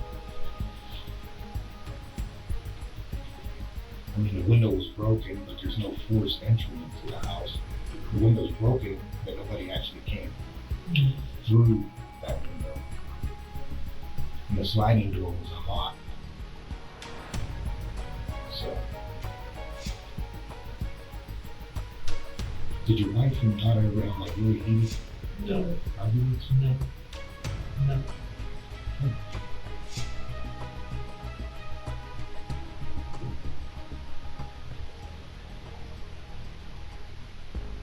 So we're here for you, Steve. We're here for anything that happens from here on out, okay? This is not possible.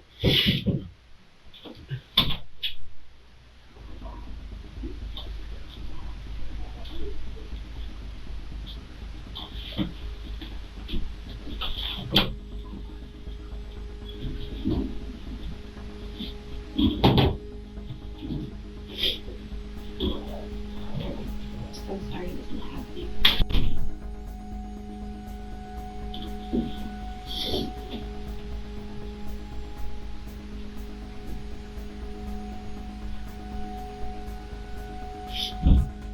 I'm gonna go. Where can I go?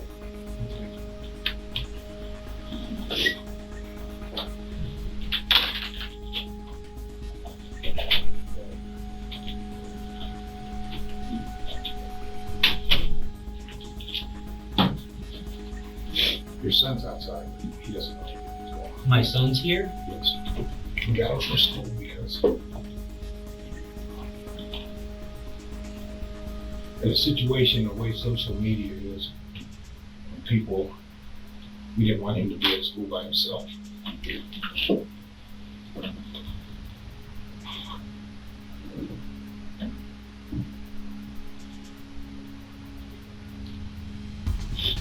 Would you like one of those to just go be with your son? I don't know. Take your time. There's no rush. Clearly they think Sydney did this. I was too. She's going to jail forever. Waste.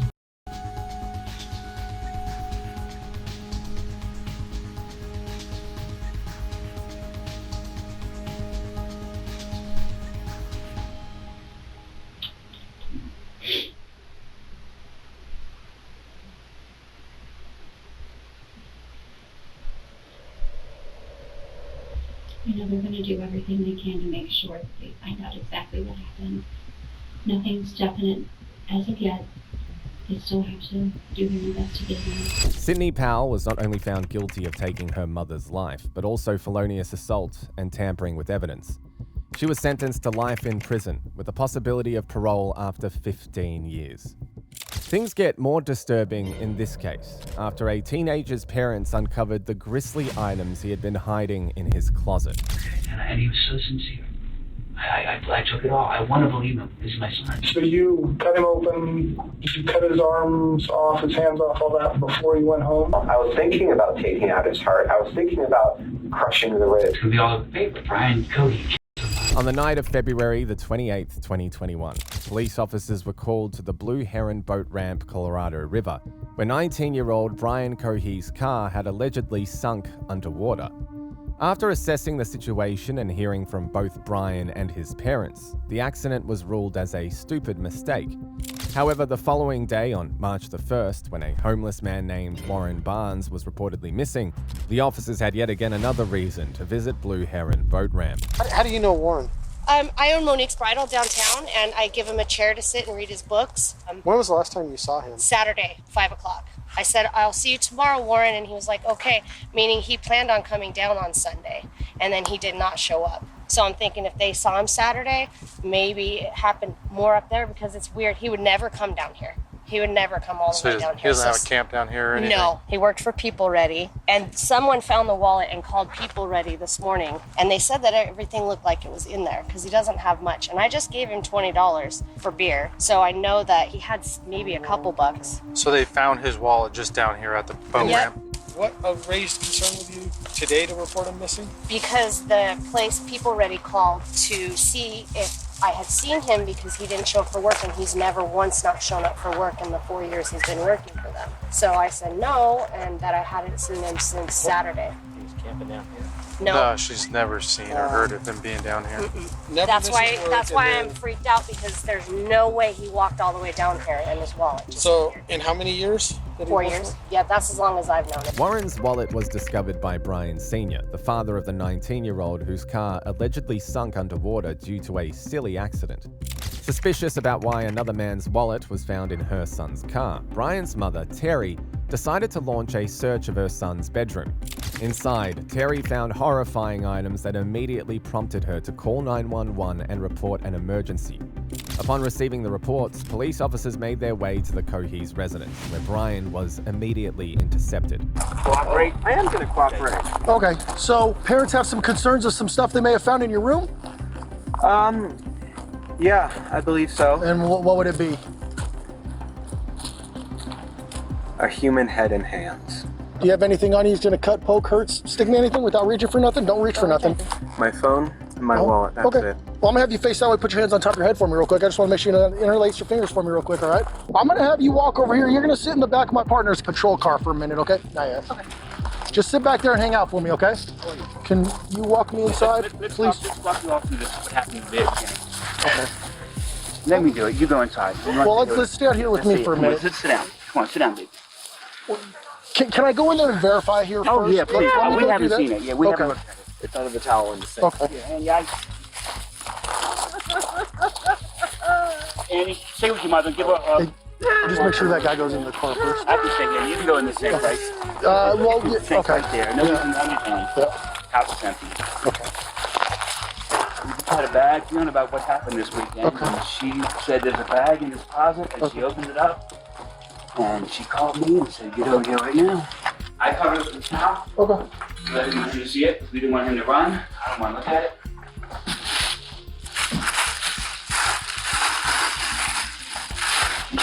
Yep.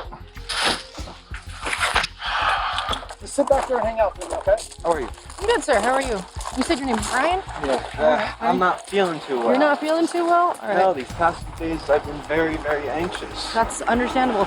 So what we're going to have you do here is I'm just going to have you sit in the back here, okay? I'm going to turn on the air for you in a second. That way you're not too hot. Are you a hot-blooded or cold-blooded kind of guy? I am very cold-blooded. I prefer cold. Well, no, actually, sorry, hot-blooded. Hot-blooded. So you prefer the cold. Okay, fantastic. Thank All you. right.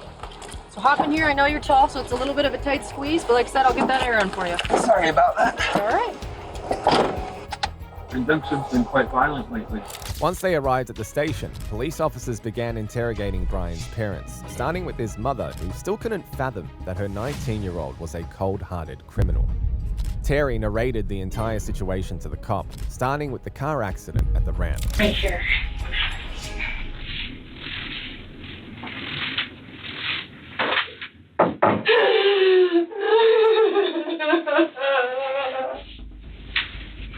Just take your time. Take as much time as you need, okay? So I know very little about what's going on today. So, what started all of what's going on? So, we have the car towed back to address, and of course with the battery being wet and nothing was operating. And so my husband was cleaning out the car because he was going to take it into Scotty's to see if they could maybe salvage it. Okay. And he found the wallet. So he called me this morning, and he said, found a wallet in Brian's car. Oh, and the officers thought that there was blood on his car. The night that it was in the river. The scene, and you know, he had just had a procedure done on his armpit a few days before, so I thought maybe the adrenaline opened that back up, and that's where it came from. I don't know. And he said, I don't know where it came from. And he took a special effects class last summer, which involved fake blood. And he's like, you know, one of those fake blood containers first in my trunk is probably that. And I was like, okay, that makes perfect sense. While Terry had only been suspicious of her son, her husband, Brian Sr., found some questionable items in the car that made him piece things together. Went back out there this morning just to continue, and I opened the glove box, and there was a knife in the glove box, underwater. The glove box was full of water, very large knife. And then, as I go around the passenger door, I open the passenger door, and there's a wallet in between this door. And I open up, that's not Brian's wallet, it's frozen solid. That's not Brian's wallet. So I take him inside, I end up getting one of the wads of cards out, there's a label ready, I read that, so I call it label ready. And then another one, there was a social security card. I was like, hey, this is a weird call, but I've got a wallet here with so-and-so's name, and I'm hoping he works for you all, or you subbed him out or whatever. Oh yeah, my one, we've been missing him. Yes, he didn't show up today. I'm like, oh my God, now we've got a missing person. Okay, well I found his wallet at Blue Hen Boat Ramp. So here's my name, here's all my information. If you get a hold of him, tell him I've got his wallet here at my house. Okay, so I left that like that. Called Brian. Brian, what's going on? Why is there a wallet in the car? Oh, I found it down at the boat ramp when I was down there walking around. And he was so sincere. I took it all. I want to believe him. He's my son. Sure. We found out, Brian, how come, and all this going on in the last 2 days, how come you didn't tell us about the wallet? Dad, I was just so excited with all the goings on. My car getting towed. Look at this wet now. It won't start. I didn't think about it. I didn't think it was important, Dad. I'm like, Brian, who is this one, whatever guy? I swear to you, I only know one Warren. He's my school friend. It's not him. I believe him. There's blood on the bumper. Right. And I'm like a smear of blood. And I'm like, that didn't come from that cup. And I asked him, right, you tell me the truth. I knew. I didn't want to believe it. Something was going on. Had that gut feeling. Recounting the moment she discovered the grisly items in her son's closet, Terry couldn't help but be overcome by her emotions. At that moment, the weight of the truth was overwhelming for her. Her son had changed their lives forever. I was in his room, cleaning up, putting some things away, and he has a Rubbermaid container in his closet. And so I just kind of started digging through, going, you know, what is this mess? You know, like moms do. Sure. And I saw a plastic bag, a white plastic trash bag. And I was like, what in the world does he have in here? And I picked it up, and it was heavy. And I held it in my hand, and I was like, what in the world is this?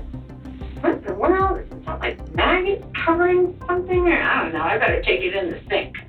So I carried it out to the sink, and it was double bagged. So I ripped open one bag, and I saw old blood. And I went,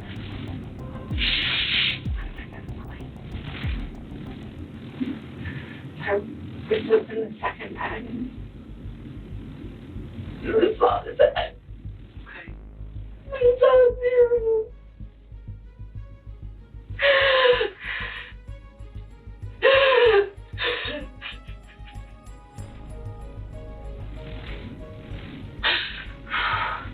So I didn't open the second bag. Okay. I called my husband. I said, Brian Jr. had already gone over his friend's house. He said, Mom, I want to go over to Kai's house. And I said, okay, but, you know, don't be over there too long. He goes, yeah, I should only be over there maybe 3 or 4 hours. It's good to hang out with her. And I said, okay. I called his father. And he said, how did this big and Andy up from school? He said, I think it's at 12:30. 12:40, whatever. I don't know what time it was. I just said, you need to come over here right now. And he said, okay, well, I got Andy with me. And I said, you need to come over here right now. And he said, okay, I'll be there in a few minutes. Yeah. Brian, my husband, was already there by that point, and he put a towel over top of it. So it's on my poor man's bed. So we hatched a plan to call Brian and tell him that his brother needed the Mustang for a driving lesson because he's on his learners. And just as he pulled up, I called him. I mean, and he kind of knew something was up. Dad, you ever feel like the day's going to change? He started saying things. I'm like, yeah, it just being really vague. Me and Andy was sitting there, and Mom was on the phone over there talking to 911. And it just seemed like it took forever. As Brian's parents continue to narrate things from their own perspective, two inspectors, Pete Berg and Lisa Norcross, met with Brian to interrogate him. Oh, thank you. Right. And this is Lisa. She was your Hi, how are you? Okay, you? Good, thanks. Never really good. Okay. Trade me seats. Sure. Ooh, this is a special chair. No, this is the special chair because it's softer and I'm old. I'm here? Yeah. Where did you go to school? I've went to Broadway Elementary School just across from my dad's house. Then I went to Brooklyn Middle School. Right. Graduated last year. Good for you. Okay. Do you work? Yeah. Where do you work at? Not even part-time. I was going to say part-time, not even. As a bagger / courtesy clerk for Safeway. I work anywhere from 2 to 4 days a week. After setting the tone and building some sort of rapport with him, the investigators go straight in and question him about the crime. Without much hesitation, Brian began to narrate what had happened, and while this was cooperative on his part, it also posed questions about the kind of criminal he was. Just start back at the beginning and go slow and tell me as many details as you can remember. So, because I mean, Murray going to jail for the 15 years probably. I have no idea. Because we're at the beginning. It's I mean, I'm going to jail for 20 probably, but so I figured, why fight it? Okay. So what's important to me is to learn as much about you and what you did as I can. Well, as many details as you can give me, the better. Let's see. Yeah, it was the night of February 27th. It was a full moon, and I figured I can see so well, why not try it out? I am in a bad state of mind at that time. I have major depressive disorder, so I am not thinking something positively. Okay. And I'm cruising around for an hour and a half.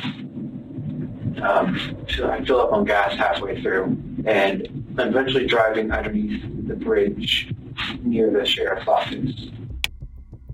I'm bad with speeding. I'm bad with words. I'm just... Yeah. By the way, I'm a habitual late shaker. I have a question. Mm-hmm. You send people who have committed crimes like me. Do we stay in this county jail or are we moved? It all depends on what the judge says. So we were at the bridge? Yes, I was at the bridge. I was cruising. There was a road underneath, right? Under the overpass. And I was driving along and I see a shape here on the railway track. So I'm like, oh, interesting. So I go up, and as I'm looking, I see a large thing wrapped in a canvas. Okay. And I'm like, that's a homeless person. So I grab my knife, I put on 3 layers of gloves, because plastic gloves can betray their users because they're so thin, the final gloves, by printing your fingerprints through. So I put on 2, 3 on one hand. I took the knife, I pulled back the canvas, and I stabbed his neck. Okay. He was panicking at first in his old man voice. He was in his 50s. I know why I call him old man. He was saying, "What are you doing? What are you doing? Why? Why?" And I just kept on stabbing his neck. Is it okay if I do a demonstration? Oh, yeah. This is him. I was strapped on top of him like this. Okay. And he couldn't fight back. It was actually surprisingly easy. I was barely breaking a sweat. I thought, oh, this guy, he's going to be tough. But no, it was actually surprisingly easy. And during the time, I was growling and making animalistic noises. As he provided the officers with precise details about his crime, it almost seems like he was proud of it and getting off on the graphic details of the story. The whole ordeal lasted about a minute and a half. Okay. And when I was finished stabbing him, he took out his last breath, a grunt, and his head was halfway cut off in stabs. All the while, no, actually, after I killed and I just couldn't stop saying stinky, dirty, dirty, stinky, stinky. I wasn't smelling anything. Why were you saying that? I don't know. Okay. But you remember doing it, so. Yeah. I suppose it was just me speaking out my mind at that moment. It was like pouring out of the mind. Were you worried about, I mean, this looks like it's pretty close to the road and stuff. Somebody seeing you or catching you? It was 11 p.m., so not many were driving by. Well, it was behind the pillar. So, like, here's the road. It was here. So people would only see a brief thing here and here. So were you worried about them seeing you? I was worried about one of them stopping. What did you think could happen if somebody... Well, if they looked, well, it was quite dark under there, so they wouldn't have seen the guy unless they looked.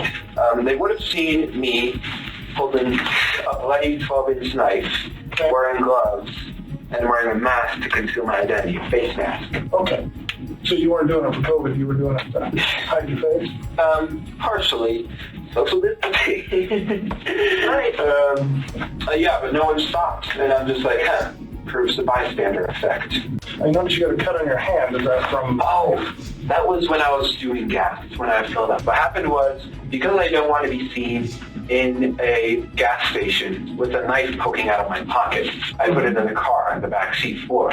When I'm done with it, I try and grab it, but my hand slips and grabs the blade, and as I pick it up, it slices these 2 fingers. Okay. And then, let's see. Yeah. And then after that, I stripped his clothes. I cut open his belly. You can see his guts. They're really pink. Sorry, that was morbid. Destroyed his eyes by stabbing them in. Okay. And then I cut off his hands. I put those in plastic Ziploc bags. And then I cut off his right arm at this joint and at this joint. And then at this arm, I tried cutting it here, and then I tried cutting it here. But what happened was I accidentally broke his bone. This one, it was poking out. And so I left that one here, partially cut, dismembered here, bone sticking out. And then I left his body there. And then I took the head, put it in a leftover pizza box from the dinner a few nights ago. And then I took the hands, put them in the back, drove home, hid the hands and head in my room, cleaned the knife, threw away the garbage with the blood on it, and then put the blood stained, wasn't stained, it had splatters on it. I put it in the dish, in the washing machine. What did you put in there? I put the outfit I was him in the washing machine. Yeah, I was wearing. Okay. In the washing machine, put it on high speed so it would effectively remove the blood. Washed it twice. Brian went on about that night and finally revealed in gruesome detail what he did with his victim's body. I can back up just so I don't lose track of where my mind is. So you cut him open, did you cut his arms off, his hands off, all that before you went home? Yeah, before I went home, I tossed the arm bits around. Like I took the right arm bit, threw it out, took the left arm bit, threw it out. So it's somewhere around that bridge? Yeah, but look in a... Because I know crime scenes can be a very wide area. Mm-hmm. You're going to want to look in a 10-foot area. So like, this is a zoom in. So here's the road. And here's where my car was parked. His corpse is here. I hope I'm being cooperative. Oh, you're doing great. So you could have just walked over here. I could have. It's no use trying to deceive wrong. So that's north, and you threw... What all did you throw while you were there? I mean, how many pieces am I looking for? There are 2 pieces of arm. This section and this section. Okay. Just in this general area. I couldn't say where they are. Following Brian's description of the location, a group of officers were sent to conduct a search of the area, and what they ended up discovering was way more horrific than they could ever have imagined. Please search There's an arm, there's another arm. Do some pictures. There's another one. I don't have a clue. This is like some kind of TV. Yeah. Discussion with the deputy chief about how these kids don't have any. Right here's a leg. That could be the upper arm or a leg. Well, there's 3. There, and there. Pieces down there. I mean, if we can get the lab out here, that would be the best thing.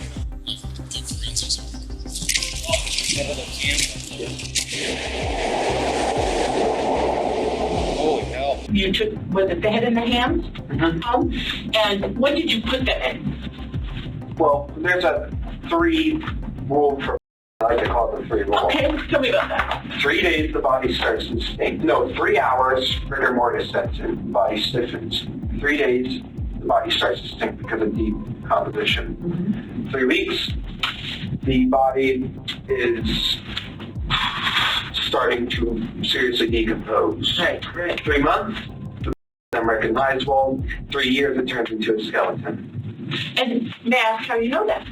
I've always had a fascination with forensics and with anatomy and physiology. That's something I made up. So that's something I don't want to sound like I'm inventing something. That's why I coined the 3 rule. You kind of remember it that way. Yeah. That's your way of remembering Is it accurate? Well, somewhat. You have the head and the hands at your house. The head, I put, because it was starting to stink, I was planning on throwing the head and hands away. Not in the trash bag, and not in the kitchen trash. But they were both in trash bags. The head was in a trash bag, I tied up the trash bag. Hands, I put in a trash bag as well. They were in Ziploc bags. And I was planning, do they sell empty paint buckets? I was planning to buy an empty paint bucket, put the head in it, seal it, and then I was going to throw it off in some dish. The hands I would throw in a different spot, wherever. I'm sorry, I just want to make sure I have it right. The head is inside of a trash bag. It was. Well, where is it now? In the kitchen sink. My parents searched through my room and they found the head and hands. Okay, and so are the head and the hands in the kitchen sink now? I'm not sure. Okay, so they're in the kitchen sink now because your parents put them there. But they were in my closet. Nearly 1 hour into the interrogation, Brian revealed what had prompted him to commit the crime and why he chose Warren as his victim. What exact kind of trash bag? White. White, like a kitchen one, or what? Like a kitchen. Okay. White kitchen. That you put in a trash can. Yeah. And then what about the hands? They were inside Ziplocs, you said. Both in the same. Both in a different trash bag. Okay, the white kitchen trash bag. Yes. But now they're in the kitchen sink. Yes. And you talked about cutting. I used to be a meat cutter. I know it's not easy just to cut off hands. Oh yeah, it was with the knife. I was just. Did you practice on anything else? No. Or how did you know how to do it? No, I just went along as a process. The bones, I just pressed the blade down and went. Sever them at the ligaments. Okay. And how hard was it to do that? To get them actually? Not particularly hard. I was just more frustrated that I broke this bone. So if you hadn't got frustrated, what was your... I mean, it sounds like what you did, we know. Did you have a different plan? The original... Because I always wanted to know what it felt like to cut up someone. Okay. So just... So why did you stop? Where did you stop? Because the arms were... That's it. And that's all I wanted to know was like cutting off a limb. And I'm just like, okay. And you said you studied criminology and forensics and all that? Not college study or school study. It's like a passing interest. I understand. But what were you worried about, like leaving evidence behind or being caught? Totally. So tell me about that and what you did there. Well, I was figuring the police don't. This is not to be taken offense, but police, they don't seem to care as much about high-risk individuals, homeless people, prostitutes, etc. So I was deliberately looking for someone who lived that type of life. Okay. And I found a homeless person, and the original goal was just leave him there. But I was worried about the fibers on the outfit I was wearing that would be on his clothes and stuff. So I deliberately messed up the clothes. So how long have you been planning or looking for someone to do this with before you found this guy? About a year. About a year? No, 6 months. So you come close or seen somebody or chickened out or anything in the past? No. I mean, I was looking for a deliberately secluded place like that one. I wouldn't just go up in Clifton and find someone walking down the street and stab them. No, that's too public. Everyone sees that. Well, have you looked like at the homeless places or anything in the past? I have, yes. I will go on night drives often, maybe once every 2 weeks. Now just peruse the streets. So before this guy, how close had you come in the past? Not at all. Not at all? You just drive around and... Yeah, look, just try and find Is anybody interesting and no. In your mind thought of a plan? Well, occasionally when you see girls walking down the street, I take a glance at them because it really is like Ed Kemper where half of me says, well, I'm quite inept with women. I'm being honest, I'm no Casanova. But half of me says, I want to take that girl home and make her feel nice. And the other half of me, it's just like what Ed said, is I want to see what her head looks like on a stick. Brian's reaction to the situation was obviously not the kind of reaction a normal person would have. And when his internet search history showed that he frequently looked up things related to violence, it became clear that he might have been suffering from psychological issues. Speaking on the topic, his parents revealed some of the awkward things they had observed about their son. Tell me about Brian. Does he have any kind of mental issues or disabilities? At 5, we were told he had ADHD. So we put him on ADHD medicine. I think they got it during the summer or weekends only when he was in middle school, and he started exhibiting antisocial behavior, just saying things to get kids riled up and thinking it was funny. And then when we switched to Fruta High School, he did okay in 9th grade. 10th grade, he got in a lot of trouble, a lot of behavior issues. 11th grade, we had a big meeting and they said, kids don't get students. So we put him in R5. We took him and did some testing for ADHD and whatnot through Division of Rehab. And the doctor had said, yes, he's ADHD, yes, he's autistic, yes, he's this. Oh, and there's some indications that he should get further testing because of potential psychosis. And I asked about referrals and calls, and nobody in town would see him. Okay, well, he seems to be doing good. You know, he graduated high school, he works at Safeway, and he's been working there for a year in August, and he's there part-time. And he said he's not taking his medication, or is he on medications now? He's on ADHD medicine, okay, that he takes before work on his part-time job. And he takes sertraline, which is an anti-anxiety, antidepressant. Okay, so he's been diagnosed. And to the best of your knowledge, is he actually taking them? Like, do you watch him take them? I don't watch him take them, but I have an alarm set, and every night at 10 p.m. I say, Brian, take your medicine. And he says, I know, I am. And as I've looked at his pill container, I mean, it's going, you know, seems to be going down. So I assumed he was taking it. Okay. About, I'm thinking 3 years ago? I'm guessing, I don't know. Because we had him going to counseling, he was going to counseling, and he just thought about it just came across his head. It was just, but then I think everybody thinks about it, but I just remember one of the times when he was really lonely and that was an issue. You know, we were kind of concerned about that. He made jokes about making nooses or doing that and doing that. Okay. But I don't know, I just played it off as normal talk, but I'm like, you know, Brian, we wouldn't, you know, I didn't know the depth of the water. I don't understand. He's obviously sick. He's obviously very sick, because we've noticed weird things about him. So he gets cold. Just he looks at me and he has this cold look on his face. At last, Brian told officers the real story behind the night his car allegedly sunk in the river. I was worried that because there was a hole in my gloves right here, I was worried that they would be able to obtain a partial print. So I figured, why not go all the way? I drove back in a different outfit, picked up his body, surprisingly heavy, put it in my trunk, and drove to the Blue Heron drop-off station. I parked So it's like this, right? So let's say this is ground. The ramp is quite steep, and you need to have four-wheel drive to pull out of it. Okay. And my car didn't. So I pull in. I thought that I could drive out. So because I put it in reverse, A, so that it's easier to pull the body out, and B, because the back tires would provide propulsion to push up. Right. And I open the trunk, I take his body out, I put it in the water, and because I don't want fingerprints on a body, so I just try moving it with my shoes. That works successfully. He goes out some part in the river and floats off. Okay. God knows where he is now. Maybe a he. Still a he. Okay, yeah. God knows where he is now. I think my guess was that it would be discovered this morning or next morning, so keep an eye out for any river-related activity. Okay. To inevitably drive out. Yeah.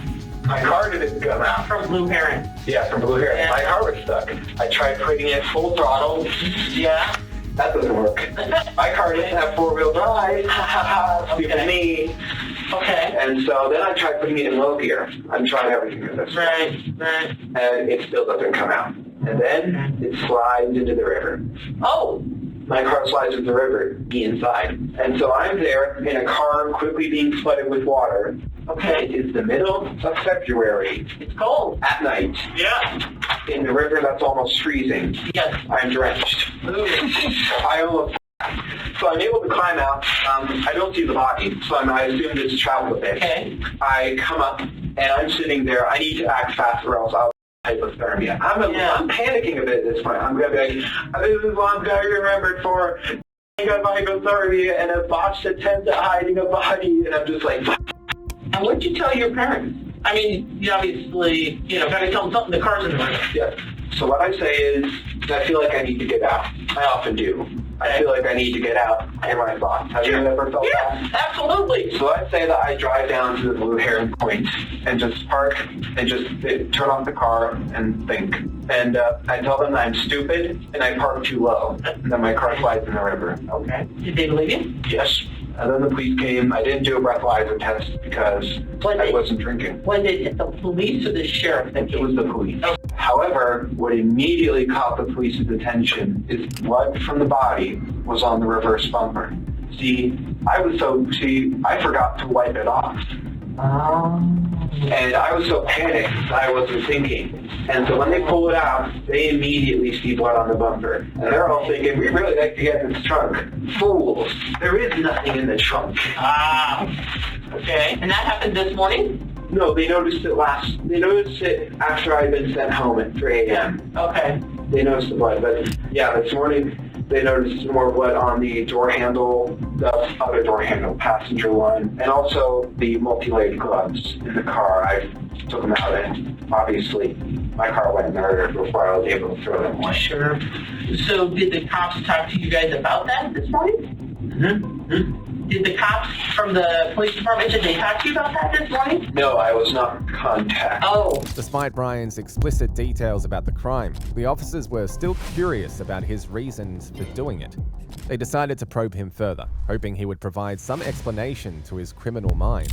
So, given what you've been thinking about and all the other things people have thought you wanted to be a serial Only if it brought me fame. For a while, I was willing to do anything, good or bad. That was years ago in school. I was willing to do anything, whether it be good or bad, just to gain notoriety, fame, influence. Did he see you? No, he was not woken up until I pulled the sheets back. I know this is going to be really fast. You pulled the sheets back. And before you stabbed him, did he see you? No. And I pulled the sheets back, I get on him, like a knee, and then stab him, and he wakes up. He's, what are you doing? What are you doing? Yeah. And I think you stabbed him anywhere besides that. I know you said the neck a lot of times. How many times do you think? No. I was going until he stopped. Okay, how many? Just your best idea how many times? 30 or 40. Okay. You said the neck. Besides cutting his arms off. Well, actually, it was a general assault. I was mainly targeting his neck because that's the most vulnerable area. I was stabbing his head, anywhere in that general area. I stabbed his head multiple times. How about his chest, his stomach? His chest, I stabbed once through the ribs. Which hand were you using? Right hand. It was his right ribs, and I just went. I sliced open his belly, carved up his leg. Not like I made several slices at his leg. Why did you do that? I was just doing everything I thought of at the moment. Then I cut off his head. I gave him a Glasgow smile. What's that? A Joker smile. Why were you doing that? I suppose it was a frenzy. I was so excited, so rushed up on adrenaline every day. It was just, woo-hoo. And I paused and he said, "Why are you doing this?" And I said, "I've been wanting to do this for a long time." So let's talk about before you were sure he was dead. Where else did you stab him before he was dead? Nowhere but the head and neck. Okay. When did you stab him in the chest? After he perished. Okay, and how did you know he perished? He let out a final gasp. Okay. And he wasn't fighting later on. He was losing too much energy, blood loss. And he just finally gasped, and I needed to make sure, peace of mind, so I decapitated him, partially as for the pelvis. So let's try to go step by step. You said you stabbed him in the neck and the head while he was alive. Yes, I paused. We had a conversation where he said, "Why are you doing this?" And I said, "I felt like doing this for a long time." I continued. He died, deceased, whatever you want to call it. And then I stabbed his ribs, opened up his belly, sliced his leg multiple times. Okay. De-robed him, and then decapitated him, removed his hands, his joints. Did you derobe him before or after you opened his belly? After I opened his belly. So you cut through his clothes to open? No, I lifted up his shirt and just... Okay. Which way did you go? Like a deer this way or like this way? No, this way, across his belly. Okay. So you didn't see his heart or anything? No, he was very thin. I thought about taking out... What else do you think you saw? What do I think? Internally, what did you see? I saw his liver, his large and small intestine, and that's it. Some of it was yellow. I was thinking about taking out his heart. I was thinking about crushing the ribs and disemboweling him entirely. Okay. Did you disembowel him at all, or just cut him open? I cut him open. Organs spilled out by themselves when I was dumping him. Anything else? Did you take anything besides his head? Like anything internally? No. And how did you know it was his liver? I mean, you ever go hunting, or how do you know it's somebody's liver when you open them up? It's dark, purple, brownish. Okay. It's large up here. I just knew it was a liver. I've taken anatomy and physiology, so I knew it was his That liver. makes sense. I was just curious if you've ever seen one before, you're just guessing, or how you know. I've seen some. In the concluding moments of the interrogation, Ryan finally told the officers his reason for committing such a heinous act. As expected, his reason provided no justification whatsoever for committing the crime. I was planning to maybe keep a finger. Okay. You haven't got that far yet. No. Why a finger? It's small. Not that much space. It won't smell that much. Makes sense. You know, Brian, I have to ask, a lot of people that we have talked with, They're silent. well, or they're just not as well spoken as you are, to be honest with you. You're very articulate. You're very articulate. I think I'm bad with words. No, I actually think you're really articulate. And you talked about you were just kind of in a bad space that night. It was, yes. Okay. Why were you in a bad space? I didn't take my medicine, and plus for years I was wondering what murder would feel like, because read Ted Bundy and the Zodiac, they all say murder is the best feeling in the world. So I'm like, I'm going to try that. So for some time I had been wondering when it would happen. I always knew I would be in this building, whether it was as a criminal or a police officer. So, to see what it felt like, what did it feel like? It was intense. It was a rush of adrenaline. My whole body was shaking. Not like out of fear. It was like...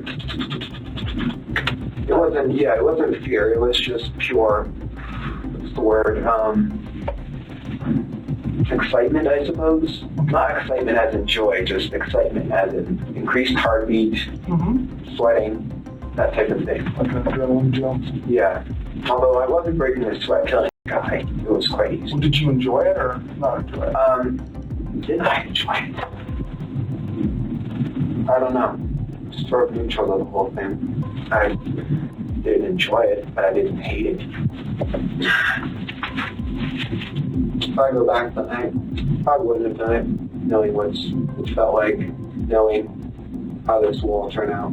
I wouldn't have done it. What did you think it was going to feel like? I thought it would be the best feeling in the world. You said you didn't feel much of anything.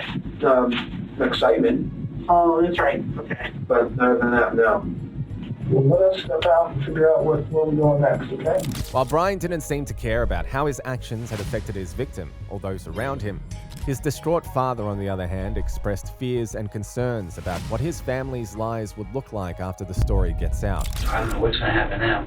I don't know how we really got to get some kind of advice or find out what to do, or if she has her own business here, and I have my own business, and I carry the same man's name as my son. Okay. And now it's going to be all over the paper. Brian Cohee killed somebody. Right now, we can't do anything. Well, we can't go anywhere. I'm not working anymore. She can't have any more kids anymore. Everything's over. It's all done now. It's over. Our lives are totally over. Brian Cohee was found guilty of homicide and sentenced to life in prison without the possibility of parole. Unlike most parents who expressed their disappointment after discovering horrible truths about their children, this wild mother chose to turn a blind eye to her kid's crime and fought every cop who stood in her way. If you keep following this cousin, you're going to jail too. You off of me, bro. If you kick somebody, you going for a felony. You kick me, you going for a felony. Because he was in a stolen vehicle and he's being under arrest if we find him, okay? Oh, that's perfectly fine. Well, why do I get arrested for telling them my kids wasn't driving? Why are y'all chasing a 14-year-old with a gun? On the 6th of October 2024, police officers spotted a stolen vehicle on the road and quickly went after it. As the car arrived at a residence, the driver and passengers, who were seemingly aware that they were being followed by the cops, exited from within and began running on foot. This led to an intense foot chase that lasted a few minutes until one of the children's mothers decided to get involved. Stop running. I'm not running. That's him. You black juveniles.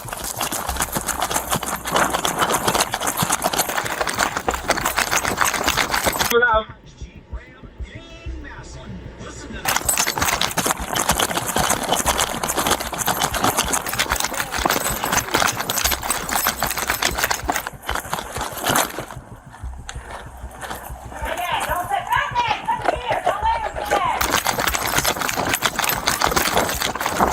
Stop, dude! On the ground now!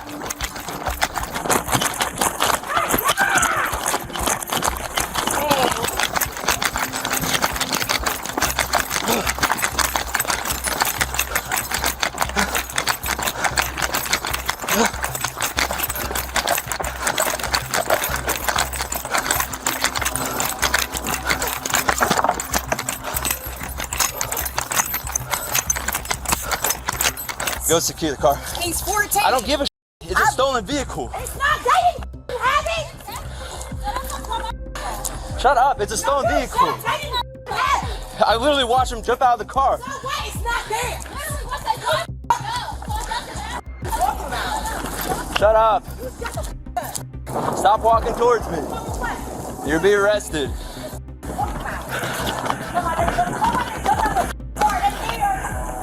No, it's not theirs. It's a stolen vehicle.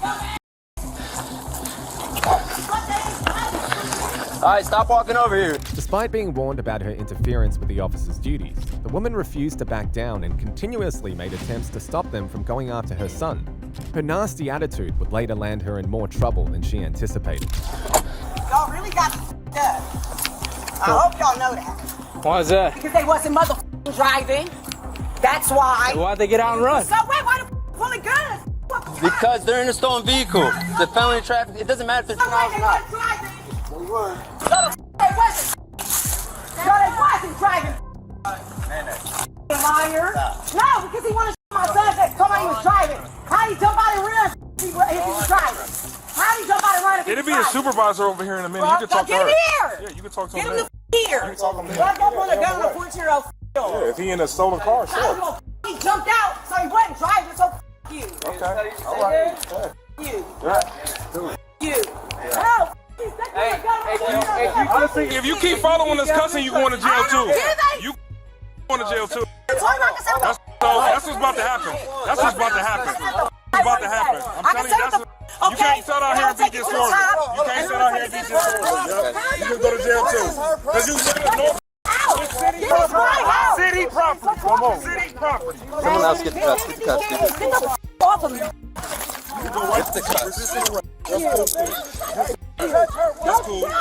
Property, man. I swear to God. Don't touch my daughter. Why are you touching my daughter? Hey, let's go. I don't care. Don't touch my daughter. Man, you got me up, bro. You got me up, bro. Man, y'all wild as shit. Y'all couldn't wait to do this shit, huh? You couldn't wait to do this shit, huh? You couldn't wait. Shut up. I ain't did shit to you. That's cool. Yo, man, damn, bro. I don't give a f, bro. They lame as f. They couldn't wait to do this shit. Yo, but you ain't arresting guns, though. But you ain't arresting the motherfucking guns, though. Piece of shit. Every crime. Piece of shit. Yep. Man, motherfucker, y'all just let it with a gun. Okay. What you talking about? Okay. Yeah, all right. Y'all lame as f. Off of me, bro. If you kick somebody, you going for a felony. You kick me, you going for a felony. I'm telling you what you're doing. I'm telling you what's going to happen. I can stand the f, bro. Get in the car. I can stand the f, bro. Get in the car. I'm snatching you from the side. Get in. Okay. That's cool. Because I'm going to do it your way. I don't care, bro. Get in the car. While in the cop car, she brought up excuses to cover up for the fact that she was out of line and presented herself as a bad example for supporting her criminal son. Yes, ma'am. Look what they did to my f***ing leg, bruh. Trying to push me in this dumb ass car. All right, well, first off, I'm not bro. Bruh, at this point, you think I care? They arrested me for what? For talking? For talking? But you didn't arrest the boy 2 days ago with a gun. Quit f***ing playing with me, man. All right, what did you need a supervisor for, ma'am? Because they heard me, they arrested me for nothing for talking. I'm allowed to talk. I can say what the I want, it's a freedom of speech. I didn't threaten nobody. I ain't do none of that. I think I've talked to you before. Yeah, I haven't threatened nobody. I ain't did with these motherfuckers. They couldn't wait to do something. They won't even arrest with a gun. They just let a boy go 2 days ago with a gun. You arrest me in front of my house for talking. Okay, is that all you wanted to tell me? Bro, look at my leg. I see it. I ain't did shit to nobody. Is that all you needed, ma'am? I saw your leg. Is anything else you need? Okay. Though the woman's brother maintained some level of composure when talking to the cops, it was obvious that they were cut from the same cloth, as he too had very shallow knowledge about the law. Somebody want to talk to a sergeant over here? That's me. All right. What's your name, sir? My name is... What is it? Come on, come up here and talk to me. I'm Sergeant Stanley. What's going on, man? What I don't understand is how they was being real disrespectful to my sister. This is her property. And okay, who's your sister? The one that they got cuffed up in there. Oh, the one's under arrest? Yeah. Oh, okay, well... She was on her property talking to them because she know who it is. Okay. All she was trying to do was talk to them like, hey, y'all ain't have to pull guns out and all that other stuff. Okay, that well, makes no sense. Is she a police officer or something? Who? Your who's it? Your mom or your sister? That's my sister. Yo, you can't take my... You can't take my phone! Man, you cannot take my phone! That's my... Get the... You couldn't wait to arrest me. You beat your ass. I swear to God, I'll beat your ass. Take that gun and badge off. Swear up. Yeah. Swear up. Was she a police officer? Or is she like a lawyer or something? So she knows police tactics and all that stuff? What's going on? She knows the law, but like... Oh, does she? You gonna arrest her on her property, though? Yeah, she's under arrest. For what? I can find that out from the officers if you'd like. I got y'all. I'm gonna have these kids give y'all hell. Get your sergeant. Hey, get your sergeant. I want the sergeant right now. I want the sergeant right now. You. I want the sergeant right now, bruh. So yeah, she's under arrest right now. She's gonna be charged. Then I asked the key. I asked them for my keys to my car, and they tell me no. Okay, which keys? To this car right here that she had on her person. Okay. So that was the car she was riding around in, I guess. Trying to find her son. The one we're trying to apprehend, who's in a stolen vehicle. Is that the one? I'm not 100% sure. Well, I'm gonna tell you that's what's going on. Okay. Oh, I get because that. he was in a stolen vehicle and he's being under arrest if we find him. Okay. That's perfectly fine. Okay. They do what they do. Right. They wrong for what they do. They gonna pay for it. Okay. That's how it is. The keys. Is this your vehicle? Or is this her vehicle? No, this is her neighbor's vehicle. So what's she doing in it? She was using it. Okay, well, where's her neighbor at who owns the vehicle? She lives at the end. Well, if the neighbor wants the keys, then she can come and talk to me. I can't get them? No, it's not your vehicle. So why was dude being disrespectful with the glasses on his head? He allowed to talk to anybody any other way? All the officers have body worn cameras, sir. Okay. So okay. I'll just call down there and get it? Yeah, if you want to, that's fine. Oh, okay. I mean, the officers are trying to do their job and apprehend some criminals here who have a stolen vehicle, which is a felony in the state of Ohio. So, I mean, sometimes things may be said which you may not like, and it's unfortunate. I don't mind, but they antagonized her on her property. Well, she's under arrest. Well, they didn't antagonize anybody. She's under arrest, and she's being charged, okay? Listen, just because you're on your property, you can't just say anything you want. That's not... Freedom of speech. It's not freedom. No, incorrect. If you're obstructing the officer's investigation, it's different. She wasn't obstructing nothing. She was. Well, that's why she's under arrest. How was she obstructing? She could go to court if you disagree with it. You could go to court if you disagree with it. You could be her witness, and we'll call it a day. How's that, sir? Okay? Okay. So she's being under arrest, okay? All right. Anything else you want from me? So I'll take care of it. So if that neighbor wants her keys to her car, she can come down and talk to one of us, and I'll get her keys to her car, okay? If it's her car, just let her know that. As officers continued to track down her son and his friends who had been riding in the stolen vehicle, the woman's nagging got worse, trying to defend her son who was clearly in the wrong for committing an offense. Hey, man, can I get a picture of your name? Man, I want to talk to the sergeant because y'all ignorant as I am the sergeant. Well, why do I get arrested for telling them my kids wasn't driving? Why are y'all chasing a 14-year-old with a gun? Why am I being arrested for that? In front of my motherfucking house. You, man. Y'all couldn't wait to arrest me, but it's all good. Y'all gonna pay for this one because I'm definitely getting an attorney. I'm calling my white mom. Yeah. You arrested me for telling you my son was running. You arrested me for telling you my son was running. He wasn't driving a car. The f out of here. No, that wasn't no lawful order by telling me to shut my mouth in front of my house. That ain't no lawful order, bruh. Here's another charge. Whatever, bruh. Take me down. It is what it is. I knew this shit was coming.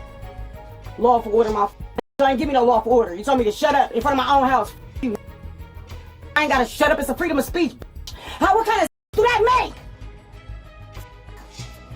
I cannot breathe back here. It's too hot. The bruh. How? Y'all made the disturbance. Y'all made the disturbance. That's y'all's excuse. That's y'all's excuse. You ain't nobody complain but y'all. Yep. I'm glad this is so funny, dog. God is my witness, bruh. I'm telling you, I pray every day, and God knows how good I've become, bruh, how good I am. And God don't like ugly. When I call them motherfuckers pulling guns on my kids, they don't get them, but they get me for saying they weren't driving. You're chasing a 14-year-old with a gun. Yeah, bad.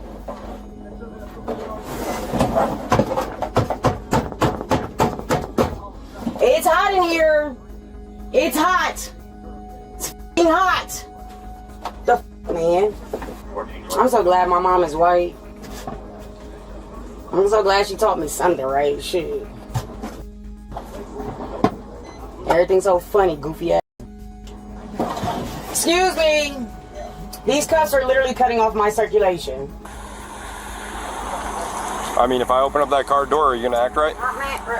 Don't, man. You kicked. Bruh, they grabbed my legs, so I ain't kick nobody, did I? All right, I didn't kick a single soul, You're bruh. gonna stay in there. I don't give a f. I ain't did shit wrong. All I said was y'all chasing a kid who wasn't even driving. That's all the f I said. Check the camera. How do you know he wasn't driving? Because how can they jump out and run if they wasn't driving? That don't make sense. You see him drive into there. Bro, I didn't see them drive shit. All I seen was the kids running. You didn't, but they did. I know that my kid wasn't driving. You don't even know how. These cuffs are cutting off my circulation. Literally. You don't give a f. It is what it is. That definitely wasn't my kids, though. You just don't get it. He was riding with a friend. Stop making excuses. I don't have to make no f***ing excuse, bruh. Turn around. Turn around. Why? You want the cuffs loosened or not? Do you give a Turn around. Bruh. If you want them loosened, you gotta turn around. Thank God. God damn, y'all arrested me for saying my kid wasn't driving. He was running. He wasn't driving. That's what you arrested me for. I got this whole finger, in there. Bro, look at this. Are you kidding me? You're mad. I get it. Look at this. You're mad. I get it. Look at my wrist, bro. Look at my wrist. It's the way you did it. What are you talking? Look at this, bro. Man, look at this. Can you please look at this?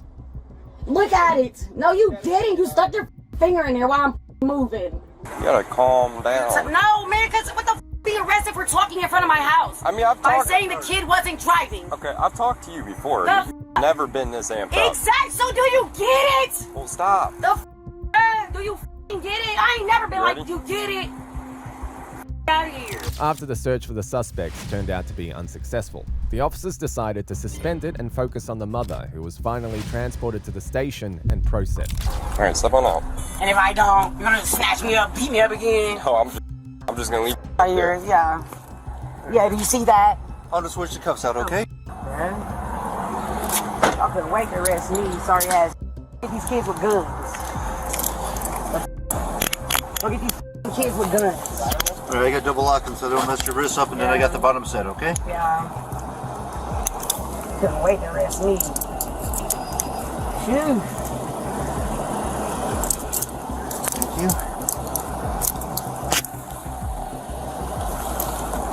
Slight discomfort, no, clean touch.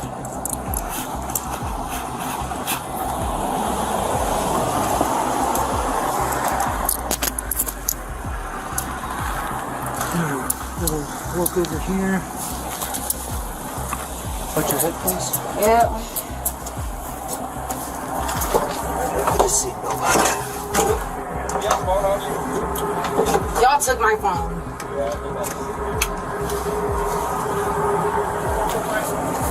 All your stuff in the house? Yeah. Alright. My medicine and everything. Yes. You need any numbers, you got it. I don't got none. Can I give them? Bro, I don't even care, bro. This is I'm going to jail for saying they wasn't driving. I don't give a The numbers. They weren't driving. That's what y'all mad about. That's like you were not being arrested for not talking. What was I doing? I didn't smack none of you motherfuckers. I didn't touch nobody. Thank you. I've never seen you this amped up before. That says a lot, sir. Nay. This is my number. Alright? Give us a call so we know what's going on. And then we'll take it from there. Alright? Yep. Nah, don't call. Just call that number, alright? Yep. I'll make sure she gets it, sir. Thank you, sir. I appreciate it. I'm not joking. Are you alright, Mama? You They arrested me for talking, for saying they weren't driving. Are you serious? I swear to God, like, I'm sick of you, girl. I'm finally get to get you for disorderly conduct. I swear to God, For disorderly conduct because I it's swear to freedom the of light-skinned one. I swear to God. All because I said they wasn't driving. How do you know? Because they were running. How they jump out of the room? That's all I said. They weren't driving. Why are you chasing them with guns? Why can't you use a taser? And that's No, what exactly. I mean, they're that's little what I got boys. arrested for, because they were chasing kids with a gun, with a taser. So I got arrested for saying they weren't even driving. Why are you doing that? You better shut your. I don't have to shut up. It's a freedom of speech, and that's when he said, "Oh, I got you," and he locked me up. Because I said it's a freedom of speech. They didn't like that. I swear to God. Are you serious? I swear to God. I wasn't even here. I swear to God. You know they couldn't wait to get me, because every time the kids get into it, I'm always having it out with the officers, right? Because they're always pulling guns on kids. No, exactly. But they don't. No offense, but they don't ever want to do anything. Guns. And then they want to take their good old time, and of course pull the kids over in front of their house. That's So of not course they have fair. time to go in the house and hide the gun. Yeah, that's not fair. Yep. And then the one got mad after he arrested me, because I said, you won't even arrest the kids around here with guns that we keep But calling they you and telling you about. They but you wanna don't. arrest Matter my of fact, the fucking last son. one who pulled the boys on the guns is sitting in the county right now on 3 charges. No offense, but if y'all would have did something then, those people would still be alive. Are you gonna bet me? No, I know. I'm not saying you, sir. I'm Okay. just one of the officers. That's what I'm being arrested for, because I said, you want to arrest them, they weren't even driving, bro. Leave them the on. You're like, you need to shut your mouth. I said, I don't have to shut up. It's a freedom of speech. Oh, yeah, we're getting you. I said, it's a freedom of speech. He said, oh, yeah, we're getting. I swear to God, it's on camera, so I don't care if they got their body cam on. Yeah, they Oh, have them then, on. yeah, it's all on camera, and that's bullshit. She was charged with assault on a law enforcement officer, obstructing official business, failure to disclose personal information, disorderly conduct, as well as receiving stolen property for being in possession of her neighbor's credit card.